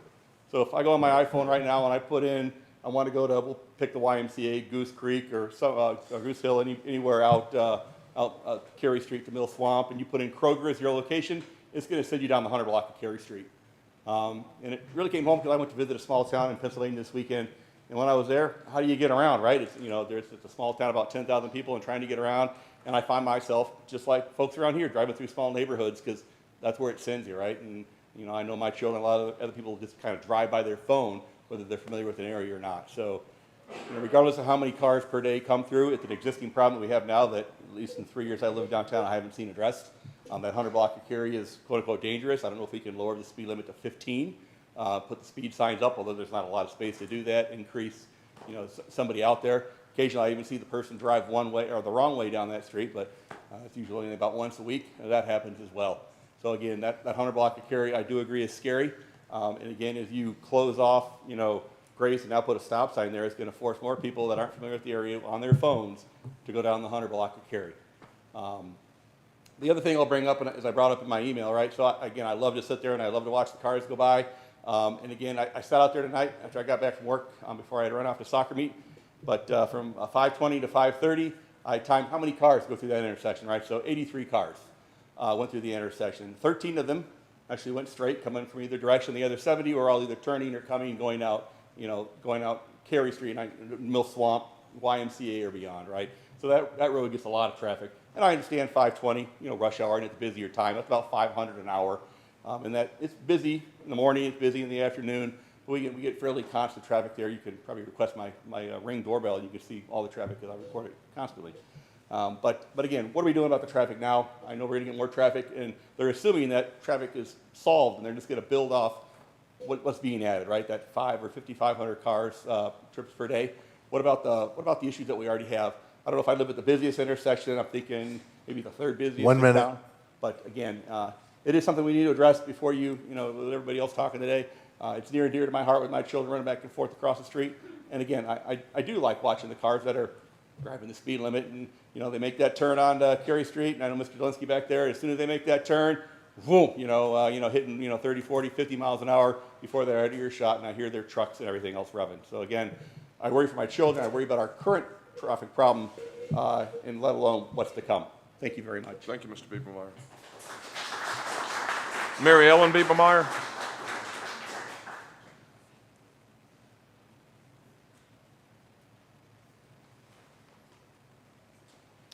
Good evening. My name is Mary Ellen Biebermeyer. I live at 355 Grace Street. I'm here once again to talk about the Pierceville property, also known as the Grain Project. Many of us have been talking about this project for months and some even years. Elections have been both won and lost on issues surrounding this project. Many of us have discussed over and over again about how we disagree with the PMUD, the density of the housing, too many apartment buildings, duplexes, and houses, the lack of parking, the height of the buildings, the setbacks, et cetera, all of which will make the traffic problems we have much worse. We're concerned about the negative impact a development of this size will have on the downtown historic area. As I've said in the past, I'm not against development. I might like a small hotel, retailer office spaces, but it needs to be well laid out and within the current height and planning requirements that we have already. We need a development that complements our downtown area without trying to replace it. So, where do we go from here? What should happen next? An easy solution would be to vote yes on this project and pass it back to the Planning Commission and BIHAR to work out the details. But we're not looking for an easy solution.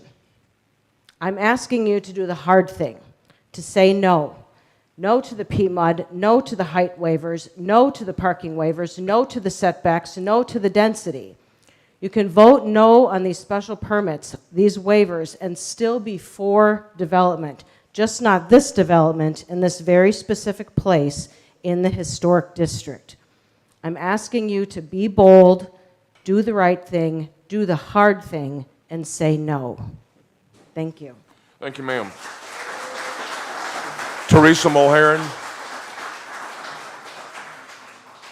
Teresa Mulheron.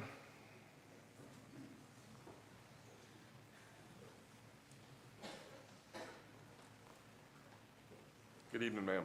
Good evening, sir. Thank you, Mr. Mayor. I think I'll start, Teresa Mulhern, 206 Washington Street. This is my 17th year. At the end of it, actually, it's my 18th year in Smithfield.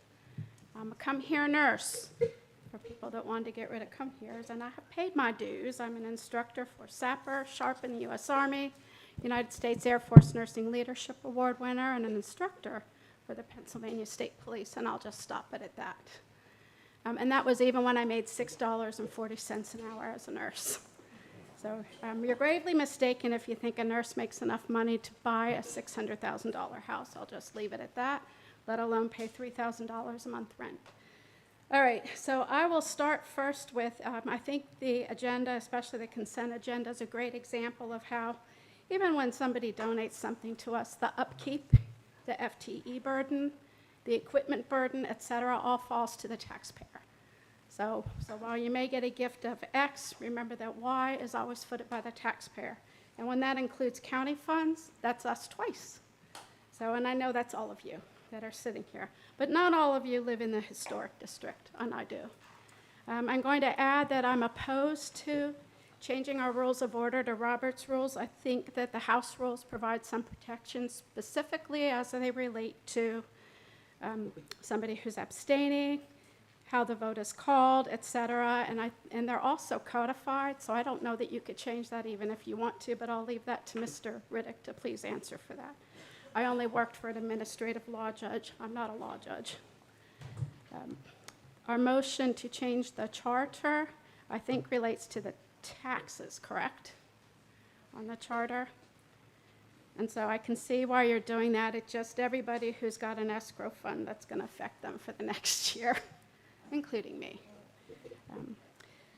And let me see. I will add then, I know tonight you're not funding anything for Mr. Luter, so it's a great time to say that our own municipal code states that if you are going to contract a debt, then you need 2/3 of the members to vote in favor of it. So I'm just going to remind you of that. That is codified. And that is Section 31, if you're bored and you want to look it up. I'll add to it that I've said multiple times I'm against the density of this project. I think doubling the size of the historic district on a postage stamp size piece of land is the wrong thing to do. Please consider it. Think about the density. Consider what we voted in the comprehensive plan, and that even when we voted on the comprehensive plan, there was discussion that a PMUD does not belong in the historic district. So I'm going to recall that conversation for you guys. And I believe that's all I'll say. Everybody else has said anything else, so I'll be respectful of your time. Thank you. I think that the parking situation at the corner of Mason and, shoot, I forget the name of that little piece of the street, is better. They're parking a little bit away so we can see better, so I wanted to pass that along. And I think you need to get on the builder who's got the corner of Washington and James Street. First of all, it's an eyesore. Secondly, it's a mess. There's constantly potholes there, kids falling in the potholes, skidding their bikes, et cetera. I had to call the town finally and say, could you please get the potholes filled in? And anyway, I have photos of when that project started. So October is when all of the equipment first showed up. So we're coming up on 1 year of that madness. So thank you. Thank you, ma'am. Keith Harper. Keith Harper. And after Mr. Harper, council will be taking about a 10 to 15-minute break. We'll be excusing ourselves to the side.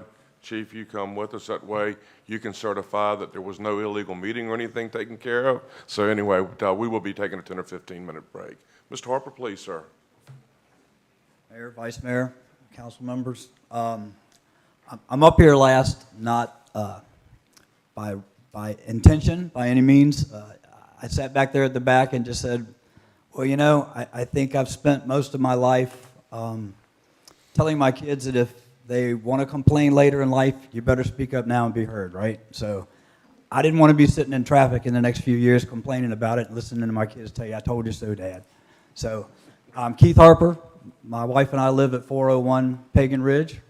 I'm probably the shortest term person in this room. We've only been here for about 1 year and 11 months, not even quite 2 years yet. But, you know, Other than the grandson being over here, we moved over here because of the small town charm. We moved over here because of the people in this room and the passion for everybody up here. The council members, the people back here, everybody that spoke tonight. Big hearts, everybody's, passionate about what they're talking about on both sides of the fence, right? I like to argue. I could sit here and argue both sides of this all day long with the best of you. But I'm not here to do that. There's good, there's bad, and there's ugly about every project that's out here. Something that scared me tonight that I heard was, there was another project like this similar years ago that got shot down that was less than this one. Is this the right one? Maybe it is, maybe it isn't. Are there things that need to be addressed? Absolutely. The ugly for me in this is the traffic. I've been writing professional reports for most of my 40-year career to the government, all forms of the military, and everybody in this room can agree you can write a report to say pretty much whatever you want it to say, right? And at the end of the day, it's who's writing the report. So for me, my opinion is I think we need to sit back and look at what's reality. And reality is sit out on Church Street, sit out on Main Street when everybody's trying to come home in the middle of the evening and see what it's like. God forbid you get behind the Amazon truck that's probably going to 401 Pagan Ridge, but God forbid you get behind them and they stop, traffic backs up. And put, if it's 5,000 cars, take a third of that, take a quarter of it. All those people coming home from work in the evening, they're going to be traveling that same route. We're going to deal with even more traffic. So, I'm opinionated on both sides of this. I think, for me, just look at the traffic and take the reports with a little bit of, sit out there and look at the traffic. You'll see it. It's not great now in the evenings coming home. And, I heard somebody say before the last meeting, well, we'll get the people at the packing plant to take the back roads and it won't have as much traffic.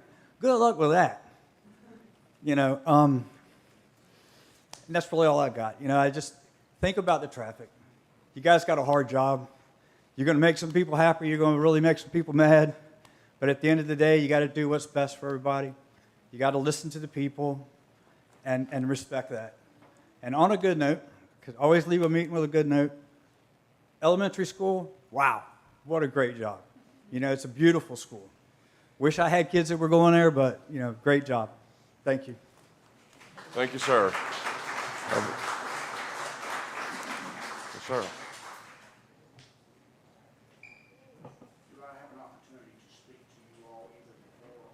You can have a chance on public comments, like, yes, the public comment section. Sure.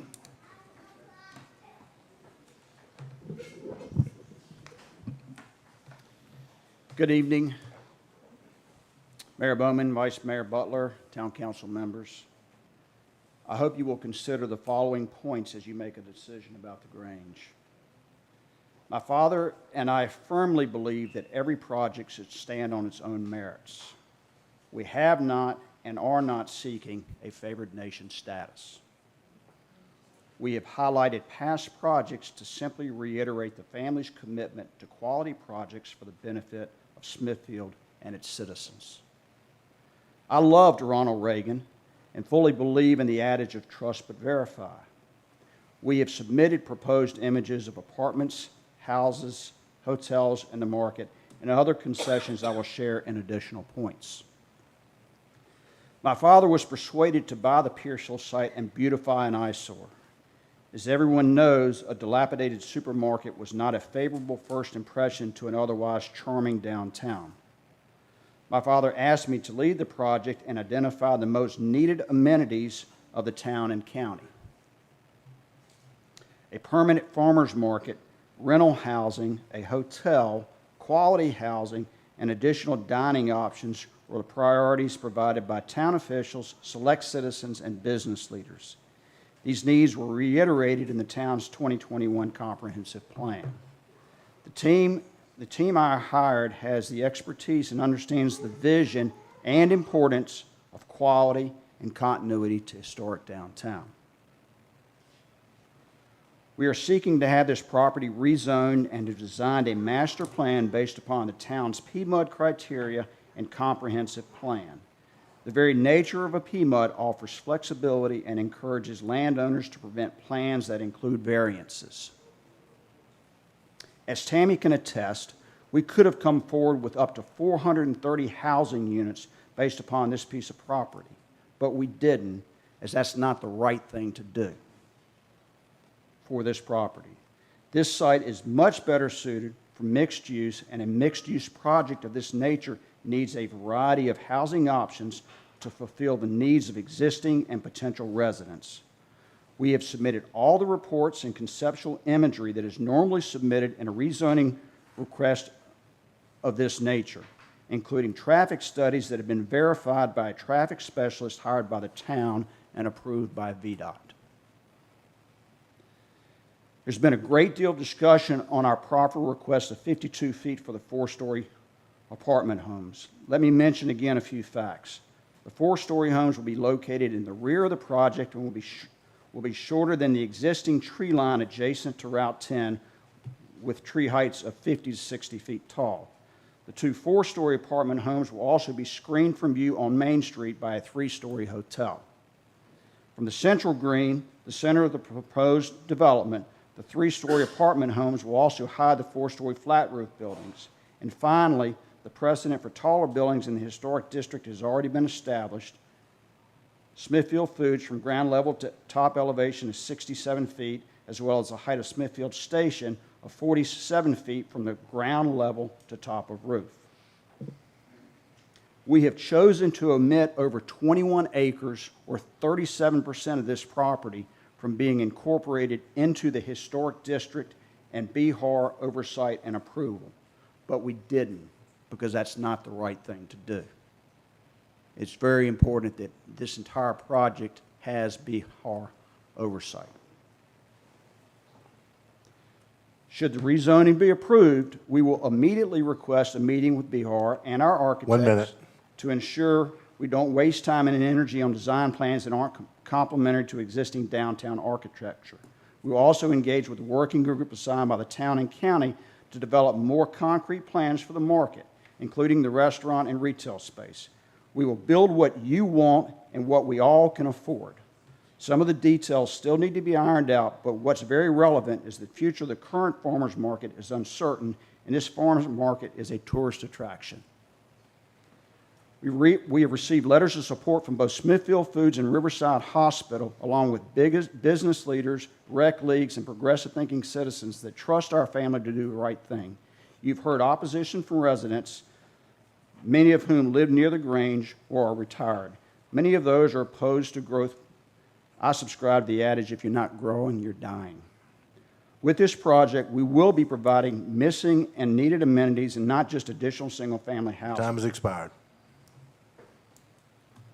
Can I have one last thing? My father has always been a visionary. He's genuinely concerned about the impact of the town without a significant presence of Smithfield Foods. By the same token, if the town council doesn't think we are the right developer or this project is the wrong vision for the town, he said, no hard feelings. Thank you. Thank you. We will now be in recess. We will reconvene at 10 minutes to 9, according to the clock here. Thanks. Hit that one. Chief?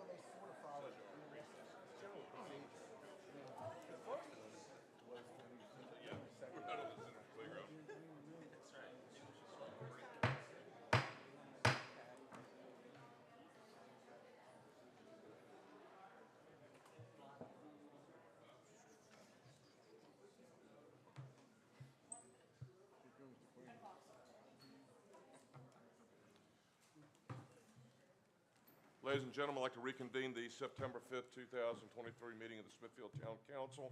Next item on the agenda is council comments, item F. This is the opportunity for those on council that wish to comment on any matters. Present time. Any member of council have a comment they would like to make? No. Thank you. There being none, we go to the consent agenda items. Item C1, Councilwoman Roundtree. Mr. Mayor, I have a motion to award Athens Building Corporation the Windsor Castle Boardwalk Restoration Project. I know we looked at this and they were the low bidder. All right, thank you, ma'am. Item C2, motion to award landscaping services contract, Councilman Jeffrey Brooks. Mr. Brooks. Yes, sir, I'm still here. I want to make a motion to award a contract for, actually, I'm going to lump 2 and 3 together. One is landscaping, one is mowing, to the same contractor, which would be Schultz. Hang on a second. I'm dealing with a phone, an iPad, and a laptop. To Schultz Landscaping in the amount of $117,000. That was a favorable motion by the Public Works Committee. Okay, I think it's consensus or whatever to send it to consent agenda, but we're all good. We realize it's very, very early in the morning over there. The next item is item C4, ordinance to amend section 2-72, rules of procedure of the town code. Vice Mayor Butler. Is that the? Yes, ma'am. That's yeah. That's the one. For further discussion. Yes, ma'am. If we could pull that one from the pool, I'd like to take that over to next month for further discussion, please. Item C5, motion to approve amendments to town charter. Vice Mayor Butler. I'd like to move that we consider to approve the amendments to the town charter. To approve the amendments to the town charter. And the biggest discussion that we had in this at our last committee meeting was actually changing our election from May to November. Thank you, ma'am. Item C6, resolution to appropriate additional ARPA funds for the Windsor Castle Boardwalk Restoration Project. Councilman Randy Pack. Yes, sir, Mr. Mayor. I have item C6, 7, and 8. Proceed, please. Thank you. The first is a resolution to appropriate additional ARPA funds to the Windsor Castle Park boardwalks, and the amount of additional of $92,986.09. This is to take care of all the bridges at Windsor Castle that we've had issues with, and we recommend that for approval this evening. Item C7, this is ordinance to amend Town Code Section 74-6 and 74-13, which pertains to the collection and payment of taxes. And there's 3 parts to this, ladies and gentlemen. The first is our tax year. The first part says that our tax year shall begin on July 1 of each year and shall end on the 30th of June each year, and all assessments shall be made as of July 1 of each year. Previously, we had done that January 1 to December 31st. And item 2 to this is that when they are due and payable, so all taxes shall be due and payable on June 5th of the year for which such taxes are assessed. And then finally, there's a short paragraph in here that in order to transition from the prior calendar tax year to a new fiscal year, as provided herein above, taxes shall be levied for the period from January 1, 23 through June 20th of 23. That says 22. 23. Is that, do we have a typo here? Yes. Okay, so we have a typo. That needs to say 23. And there should be a one-time billing for 1/2 the tax year. That way we do a 6 months billing on taxes, so nobody gets a 1.5 billing at once. Moving forward, these will be due June 5th. These particular taxes, this one-time ordinance will have tax bills due without penalty by October 15th of 2023. So with the correction of the tax year from January 1, 23 through June 20th from 22 to 23, we do recommend that this is for approval, Mr. Mayor. All right, sir. You have item C8, which are invoices over $20,000 requiring council authorization. Mr. Pax? Yes, sir. Finance Committee, please handle. We have four of these. Contact Industries for the mobile modular shoot house for our police department, a reimbursable grant of $42,430.50. We have a budgeted contribution for fiscal year 23 and 24 to Western Tidewater Free Clinic, $24,490. We have a bill from Roanoke Engineering Sales to remove and replace the wall coverings at the Smithfield Center. You'll see these behind us, $50,000. And finally, we have one bill for a vehicle receiver from Richmond Ford West, $45,764. We do move that these invoices are paid in full. Thank you, Mr. Mayor. Any questions by members of the council on the consent agenda items or the invoices over $20,000 requiring council authorization? If not, the chair will entertain a motion. Mr. Mayor, I move that we approve the consent agenda items with the exception of C4 as presented. Second. Motion made by Mr. Pack, seconded by Mr. Hall. Did they include the invoices, or you do that in a separate motion? No, sir, that includes the invoices. Okay. Is that clear with you, Mr. Hall, as well? Yes, that's correct. Further discussion? Call the question, please. Mrs. Roundtree? Yes. Mr. Hall? Aye. Mr. Pack? Yes. Vice Mayor Butler? Yes. Mr. Brooks? Yes. Mr. Smith? Mayor Bowman? Yes. Now we move on to the action session, public hearing, special use permit 111 Institute Street. Tammy Clary, Director of Planning and Zoning, Community Development, I'm sorry. Yes, thank you. Good evening. The applicant is seeking approval to rent 111 Institute Street, which is an existing single-family residential dwelling, as a short-term rental property. According to the Smithfield Zoning Ordinance Article 2Z1, short-term rentals are, as principal uses, are permissible only after acquiring a special use permit. There are no changes to this property that are proposed to accommodate this short-term rental. This application was favorably recommended to Town Council at the Tuesday, August 8th, 2023 Planning Commission meeting under the condition that the Planning Commission reviews this application after 1 year and then every 2 years thereafter. The positive of this application is it does provide additional accommodations in the historic district. Negatives, it is not a by right use and does require a special use permit. Approval should be conditioned on the applicant following the conditions outlined in 2Z1A through I, except for item B. These conditions do require a signed and notarized short-term rental affidavit ensuring compliance. These items do follow the staff report. Thank you. Think any questions of Ms. Clary by members of council? No. Thank you, Ms. Clary. This is a public opinion. Does anyone in the public wish to be heard on this matter? There seeing none, the public hearing is now closed. Further discussion? Chair will entertain a motion. Is the applicant there? Yes. The applicant is not present, Councilman Brooks. I did, Mayor Bowman. Ms. Roundtree. I did want to ask, for the other short-term rentals, I know at committee meetings we had this discussion. Tammy, sorry you sat down. Ms. Clary. I may need you again. You have a microphone? There was some discussion as to how other localities treat short-term rentals and the question on, what's it called, occupancy tax? Did we figure that out? Are we charging the other short-term rentals occupancy tax appropriately and being paid? They are subject to transit occupancy tax, and our treasurer's office is looking to ensure that those other ones are in compliance. But yes, they are subject to transit occupancy tax. Sorry, so maybe not Tammy, but Laura. So since committee meetings, have we had a chance to do that research? Can you come up, please? Ms. Ross, could you come to your microphone, please? Thank you. For y'all that don't know, this is our new treasurer, Laura Ross. Laura, good to have you here. I think Thank you. probably the first time before the podium. The ones that we have, we do collect. It is difficult to monitor.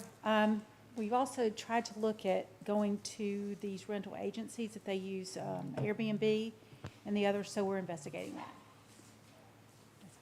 But as far as you can tell, the current short-term rentals are paying They are. transit occupancy Yeah, tax. they are. There's not that many, so that's good. Right. How many are there in the historic district currently? I think there are two. Yeah. Thank you. You're welcome. Any further questions? Thank you, Laura. Further questions of council? Public hearing is closed, if I haven't closed it already, and the chair will entertain a motion. Mr. Mayor, I move that Pack. we approve this special use permit as presented. Second. Motion made by Mr. Pack, second by Ms. Roundtree. Further discussion? And that includes the conditions. Yes, sir. That's favorable to you, Ms. Roundtree? Yes, Includes sir. the conditions? Okay, thank you. Further discussion? Call the question, please, Madam Clerk. Mr. Pack? Yes.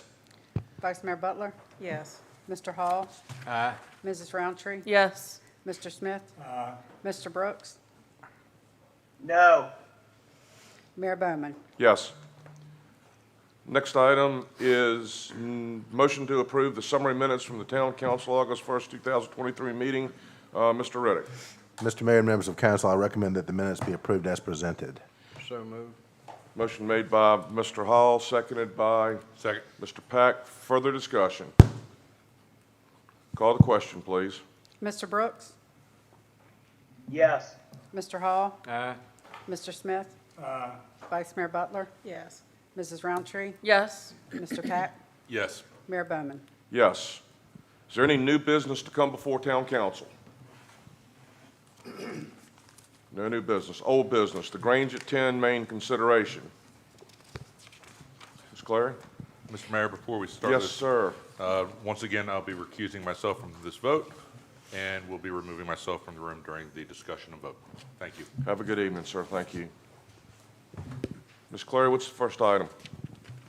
Yes, thank you, sir. The first item up is the rezoning. This would be for the conditional official zoning map amendment to the planned mixed-use district, PMUD. Thank you. Keep in mind, we have had a public hearing on this matter, had public comments on it tonight as well. So this is the time for action on this matter. Floor is open. Mayor, I'd like to make a few points, please. Ms. Brooks? Yes, sir. Keep in mind, we have a 5-second delay from what you hear and what I hear and what I see and what you see. So give me a little bit of time. It was unfortunate that I could not attend the working session. So I've kind of laid out a few things that I'd like to point out. I'm going to try to make it brief. I know we've had some very long meetings, and please just hear me out. Floor is yours. First of all, I want to thank Amy Novak and Steve Clark, the guy behind the curtain over there, for being able to put this platform up. All it was a link for me to join a meeting so I could do it from a laptop, an iPad, an iPhone. So I've got everything working straight. So I think we've really come a long way, and I want to thank those folks. So as you know, I'm a recent transplant with all intentions of retiring here into our beautiful town. And at the urging of many friends and neighbors, I ran for this position only after being here a year and a half. It should be noted that I won my seat by beating the outgoing mayor by only a few votes, and I think that speaks volumes. So when I say I'm representing the people, the old guard is out, and we have a new council. I saw some things that I didn't like, therefore I ran. And this is not just about the historic district. Undoubtedly,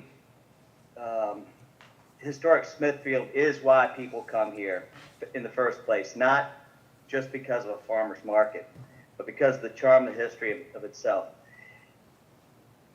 As I was campaigning, with my wife being newbies, we went door to door, met tons of people, didn't know what we would come across, and the general public consensus to be concerned of the most, we found that everyone's concern was development. No one we came across wanted or approved of Mallory Scott. Again, I wasn't here for that. But the people felt unheard, and they felt unrepresented. And the most common question that I came across was, hey, what's your stance on it? On election day, in particular, while I stood outside polling stations over and over again, I was asked, how'd you vote for Mallory Scott? I said I wasn't here. What would you have voted? I said no. So I think the common theme here that I'm trying to convey is the old council got a development in that was very, very unpopular, and now we have one that is extremely unpopular, and I am going to go with that sentiment. And I resent the term being called a newbie. I resent being called the guy on Gray Street, because we've heard Gray Street time and time again. I love Gray Street. I love Main Street. I like Washington Street. I like James Street. I like it all.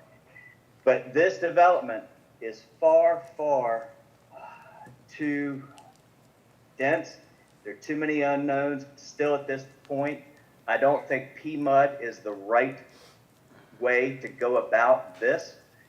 It's totally unnecessary in a residential district, fronted by a business. Undoubtedly, it's just too dense for historic Smithfield as a whole, and the town and the people don't want a development of this magnitude, and I'm going to make a motion to deny. Thank you.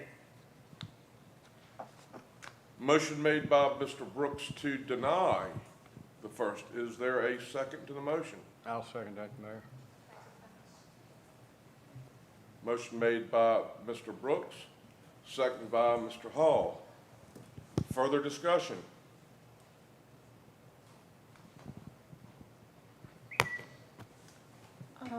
Yep. I do have something that I like to say. I don't know if I necessarily agree with denying it, but possibly delaying it a little bit further. My problem is I vowed not to read any more information about this or discuss this project anymore, because as some of the citizens have said that they are passionate about it, I'm also passionate about some things about it.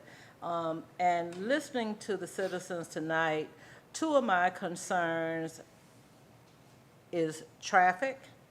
I'd like for us to do some more discussion with the developer to see if there are some additional avenues that we can look to mitigate some traffic. I have spent some time on Carey Street the last several days. And I think a portion of Carey Street, personally, I feel like the town, the one-way area, has done those citizens a disservice. I think we could have done better. It is tight, and I never look at traveling that way. Maybe because I'm from Smithfield, I always take the Gray Street exit. But for the last couple of weeks, I have purposely driven to Carey Street.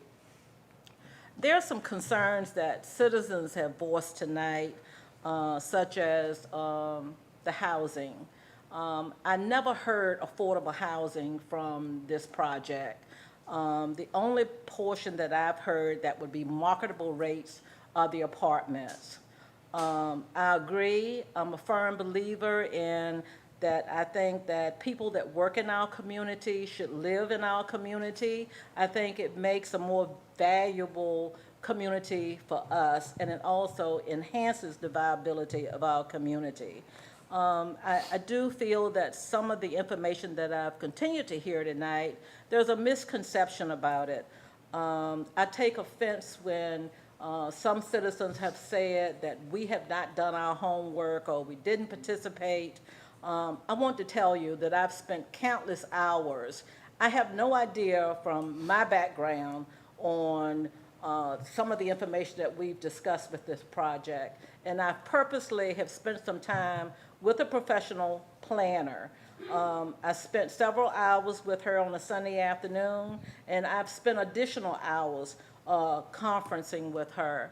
I also feel like that I'm in a different position than some of my other colleagues because I'm hearing from both the black community and the white community. I understand you have people that are saying that this is a luxury neighborhood, who's going to be moving there. I want to also tell you that, you know, unexpectedly, Bob Hines brought it up in an email that he sent us. And prior to sending it to us, I had already been doing some investigation on the Pinewood Heights community. It's really interesting, when I went back to 1998, when the town was considering moving that community, the people on Grace Street, James Street, and Washington Street, when they were considering moving those people to the Washington Street area where Mr. Luter's project is now.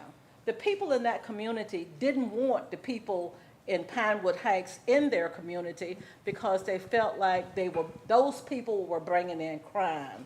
So what do we want? We want upscale communities where the wealthier people live, in some situations, but the lower socioeconomic people, we don't want them to commingle in our communities. I have concerns about our mentality feeling like that. And I'm gonna tell you, when I read that article, it really angered me because that seems to be a topic that we don't talk about in town council, and I don't know how it's publicly talked about among the community either.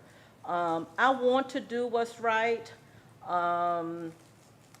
Some of the things that we are saying, I've heard that we're giving Mr. Luter preferential treatment. That was a reason that I met with a professional planner to see the validity of the project that's submitted to us. Based on this project, is there a preferential treatment in us considering his special use permits? And this individual told me no. The information that Ms. Venable presented about the 4-story apartments, I didn't take in consideration any of that because I'm not as savvy with apartment living. The safety, the elevator, those things, being able to offer renting to a diverse group of people, young, old, single mothers, the 4-story apartment would complement that group of people. The professional planner that I talked with, they were some of the same things that she had shared with me, not even hearing what Melissa Venable said. I know traffic is hectic now at certain periods of the day. You know, I have the affordability, the fact that I'm retired, so I can be selective when I travel about town.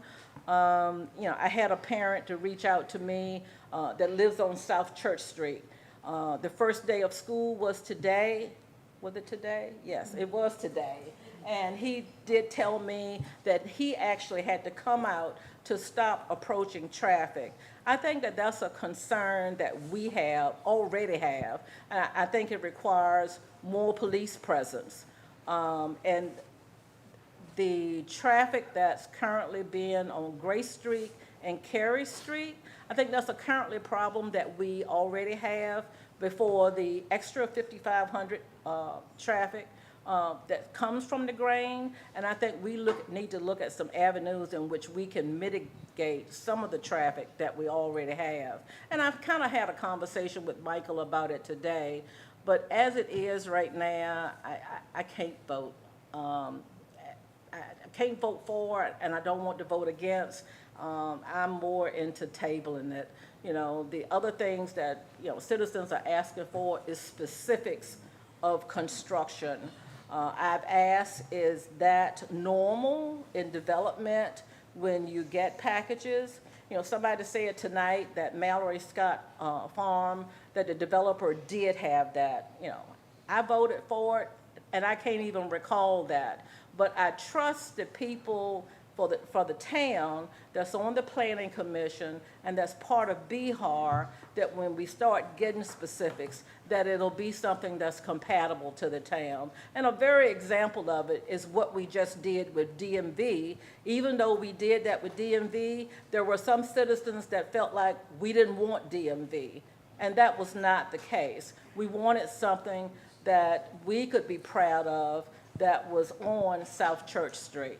So that's how I feel about, the vote right now. Thank you. Further comment? Mr. Mayor? Ms. Roundtree? When I let my eyes rest on a lot of the plans that are going in for more people to live in the county, right? Not within the town limits, but in the county, all you see is apartment, apartment, apartment, house, house, house. Not a lot of, room for amenities and parks and things like that. I'm a firm believer that to pay for amenities, if we want nice things, if we want large parks and places to walk and, large amounts of a development to not be developed, actually, there has to be a tax base. So it is a delicate balance. This is not an easy decision. I also wanted to bring up that, Smithfield's current population is somewhere over 8,000, 8,600, something like that, people. And I know it changes probably by the day. But I think it's important to note that at 10,000, right, Michael, that's still the case? Will you just remind us what extra department we have to add at 10,000? We have to get substantially more involved in stormwater when we hit 10,000. So that as well as some other things, but stormwater is going to be the biggest piece. I thought it was stormwater, and then we can't use the county for building inspections is also a piece that we're going to have to consider. Right. So something, someone once told me, if you're going to get to 10,000, you don't want to be at 10,001. And I'm just pointing this out because this will affect all of us. Me as fiscal conservative, yes, I am. All the taxpayers.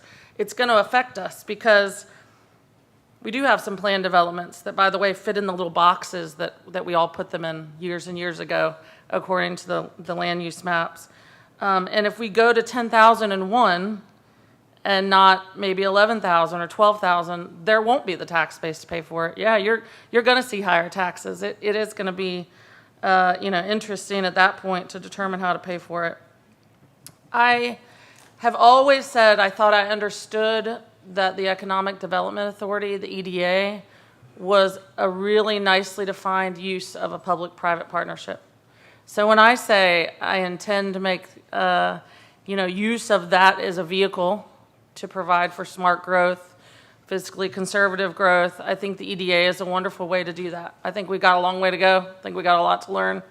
Newport News and Hampton have had them for a while. Not that I'm saying we should be like them, but I think that the EDA is a way to ensure that we can put money in for an indoor-outdoor farmers market, still keep the charm of, downtown shopping, but have parking, on Saturdays so that it's not shut down because of a funeral, the main parking lot that we had, or have to fight with Verizon for extra spaces. I mean, there are some definite problems with our current farmers market. I love it too. My son sells corn. I buy lots of stuff down there. That parking lot, if we think that the town isn't paying anything for the current farmers market, you're wrong, right? Because we've repaved the parking lot, we've added power out there. I mean, there are things that we incur as costs. Maybe we're not bound legally to do it, but we somehow always find a way to do the right thing. So, there are costs with that. I think the work session last Thursday was great. It was not rehearsed. I tried to ask, all the questions that I heard, not all of them, but I had tried to ask and responsibly submit, questions that citizens had after the first public hearing. And so I think that the session last Thursday was a good one.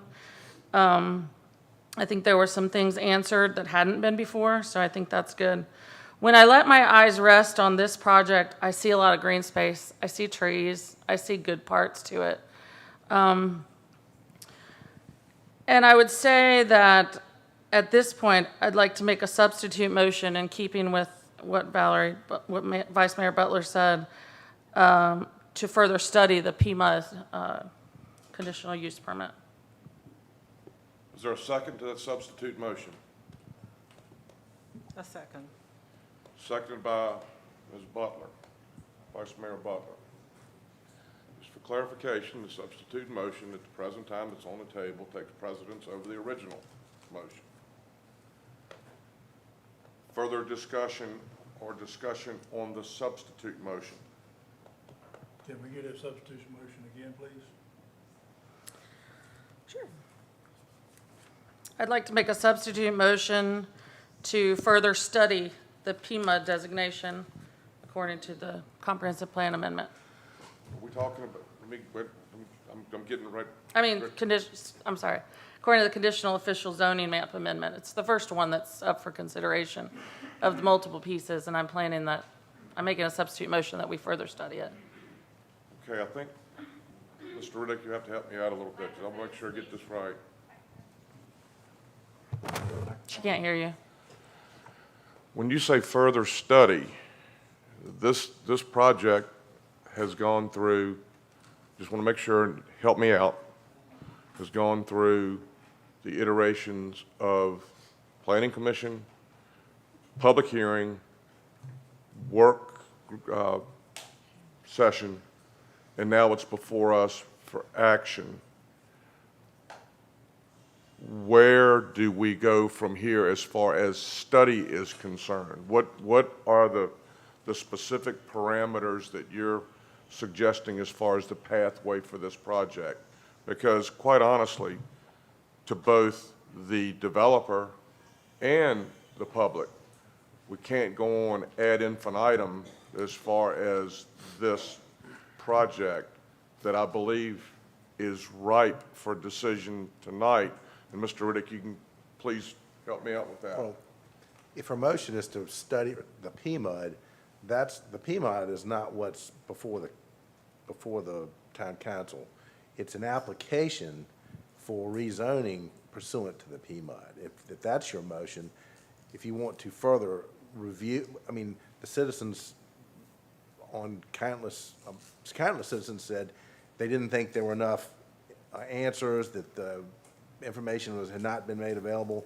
If that's her belief and she wants to take additional time in order to explore that, that's permissible. The town council has a year to consider this. That's the window that's the town council is bound by.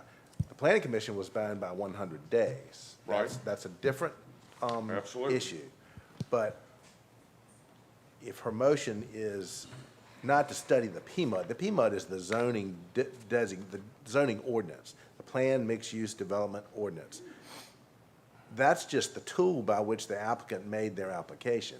If her motion is she wants to further study the application as presented pursuant to the planned mixed-use development criteria, that is an appropriate motion. That is or is not? That would be. Okay.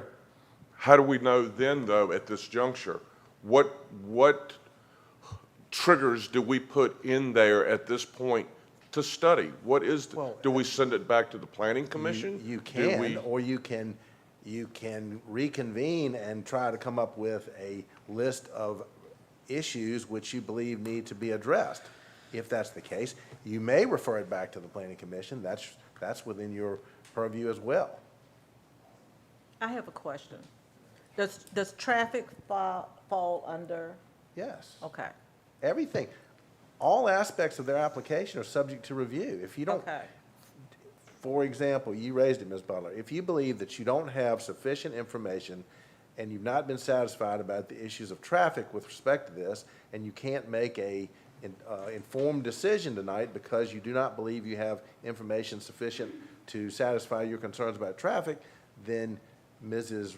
Roundtree's motion is entirely appropriate because it gives you an opportunity to ask for clarification on traffic matters as presented by the applicant. Okay. I have a question, Mayor. Mr. Councilman Smith. Thank you, Mr. Mayor.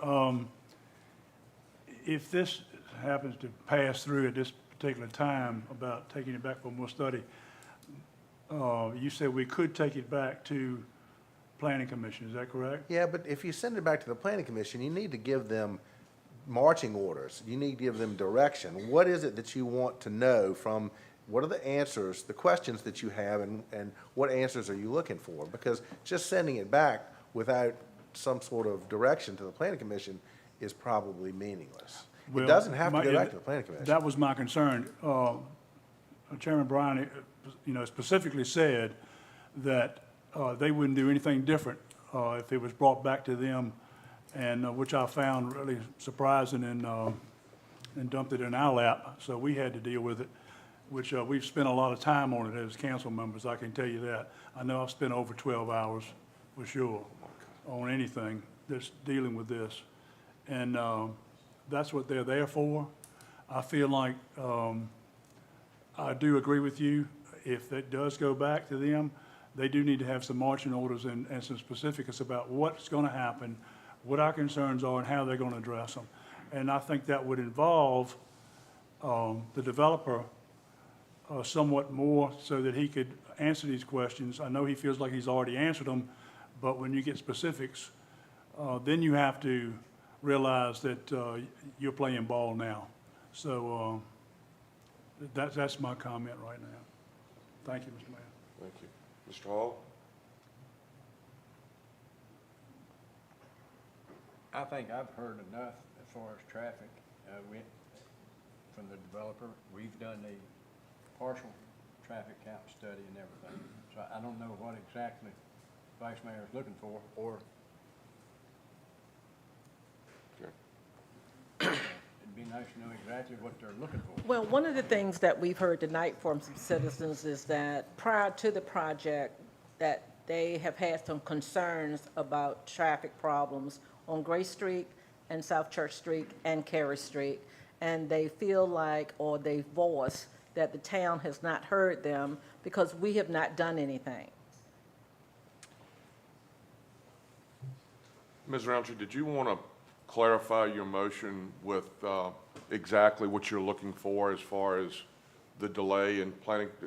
Give us a little bit more. I'm thinking that, to Councilman Smith's point, that we should remand it back to Planning Commission to let them help us tease it out a little more, get us some more answers. Can you give some specifics as to what you want teased out? Well, I think, we hear a lot of things about traffic, proffers, there's a lot. I'm not prepared right this second to say exactly what the Planning Commission should look at again, but I think you can give us some time to give them some direction. And I don't know if that means I need to amend my substitute motion to include remanding to Planning Commission, or if that'll automatically happen when I say take some time to study it. I would rather, if you're going to do that, if that's what you want, it remanded to the Planning Commission, I'd rather you say that, because to study it, I don't know who's going to be doing what study, and that doesn't give the town manager a whole lot of guidance either from a staff perspective. If you want it to go back to the Planning Commission, and if you want it to go back to the Planning Commission to deal with traffic or proffers or anything that they deemed appropriate in reviewing the record, that's fine as well. I'm just trying to, if that's what, just a second. Yeah, so, There's a substitute motion on the floor at this time. I'm waiting for her to finish. Then I'll take your comment, Mr. right, Brooks. so I'll amend my substitute motion to, remand the PMUD, or excuse me, the, what Mr. Riddick said, the exact verbiage. It's really tough to get that exactly right, but, to remand it back to the Planning Commission for review and to give them, pledge for us to give them specific guidance on what we'd like studied further. All right, Ms. Roundtree has clarified the motion. Ms. Vice Mayor Butler, you have seconded the motion. Are you agreeable with that verbiage, with that language? I am. Now, further comment. Mr. Brooks. Yes, sir. Thank you. I'm going to tag along with Councilman Smith's comment about kicking it back to the Planning Commission. I was not happy the way this came to us. I feel that it was whitewashed. I think we have 2 or 3 members that maybe did look into the proposal but it was kicking the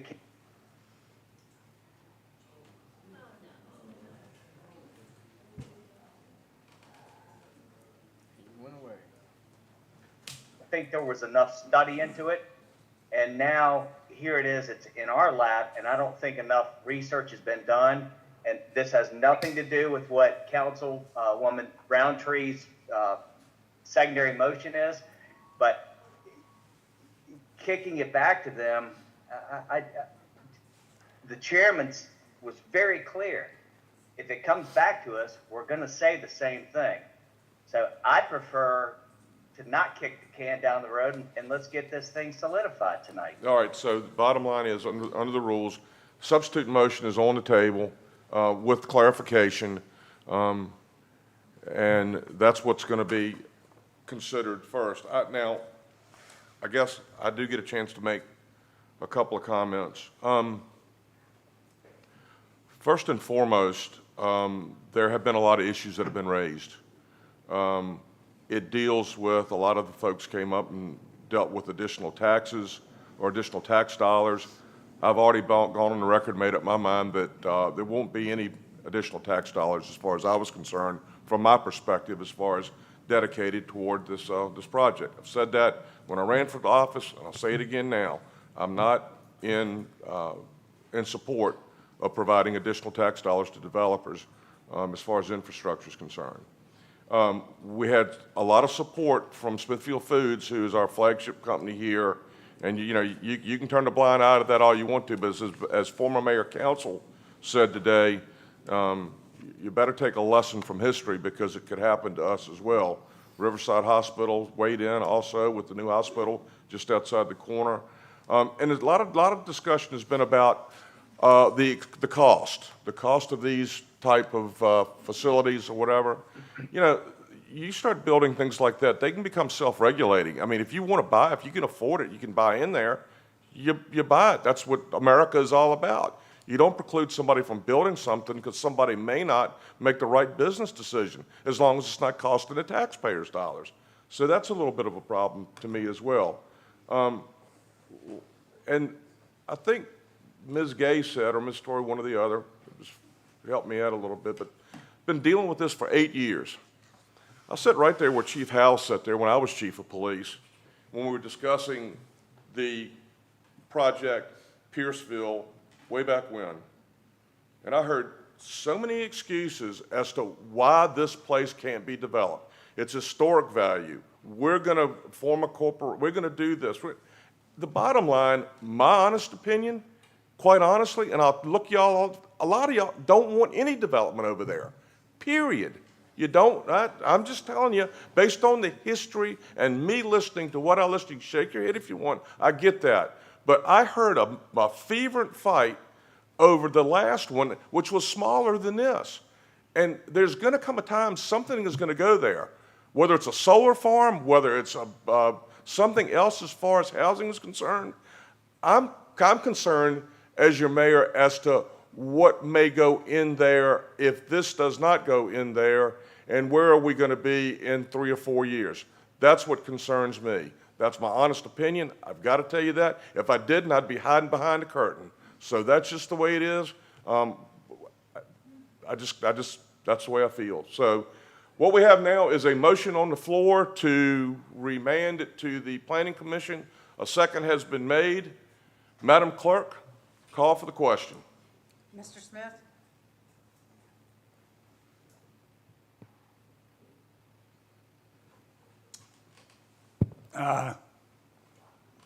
Mrs. Roundtree? Yes. Mr. Brooks? No. Mr. Hall? No. Vice Mayor Butler? Yes. Mayor Bowman? Yes. Project is remanded to the Planning Commission for further study with the assistance of town staff. Is there any other business to come before council? Not, meeting adjourned.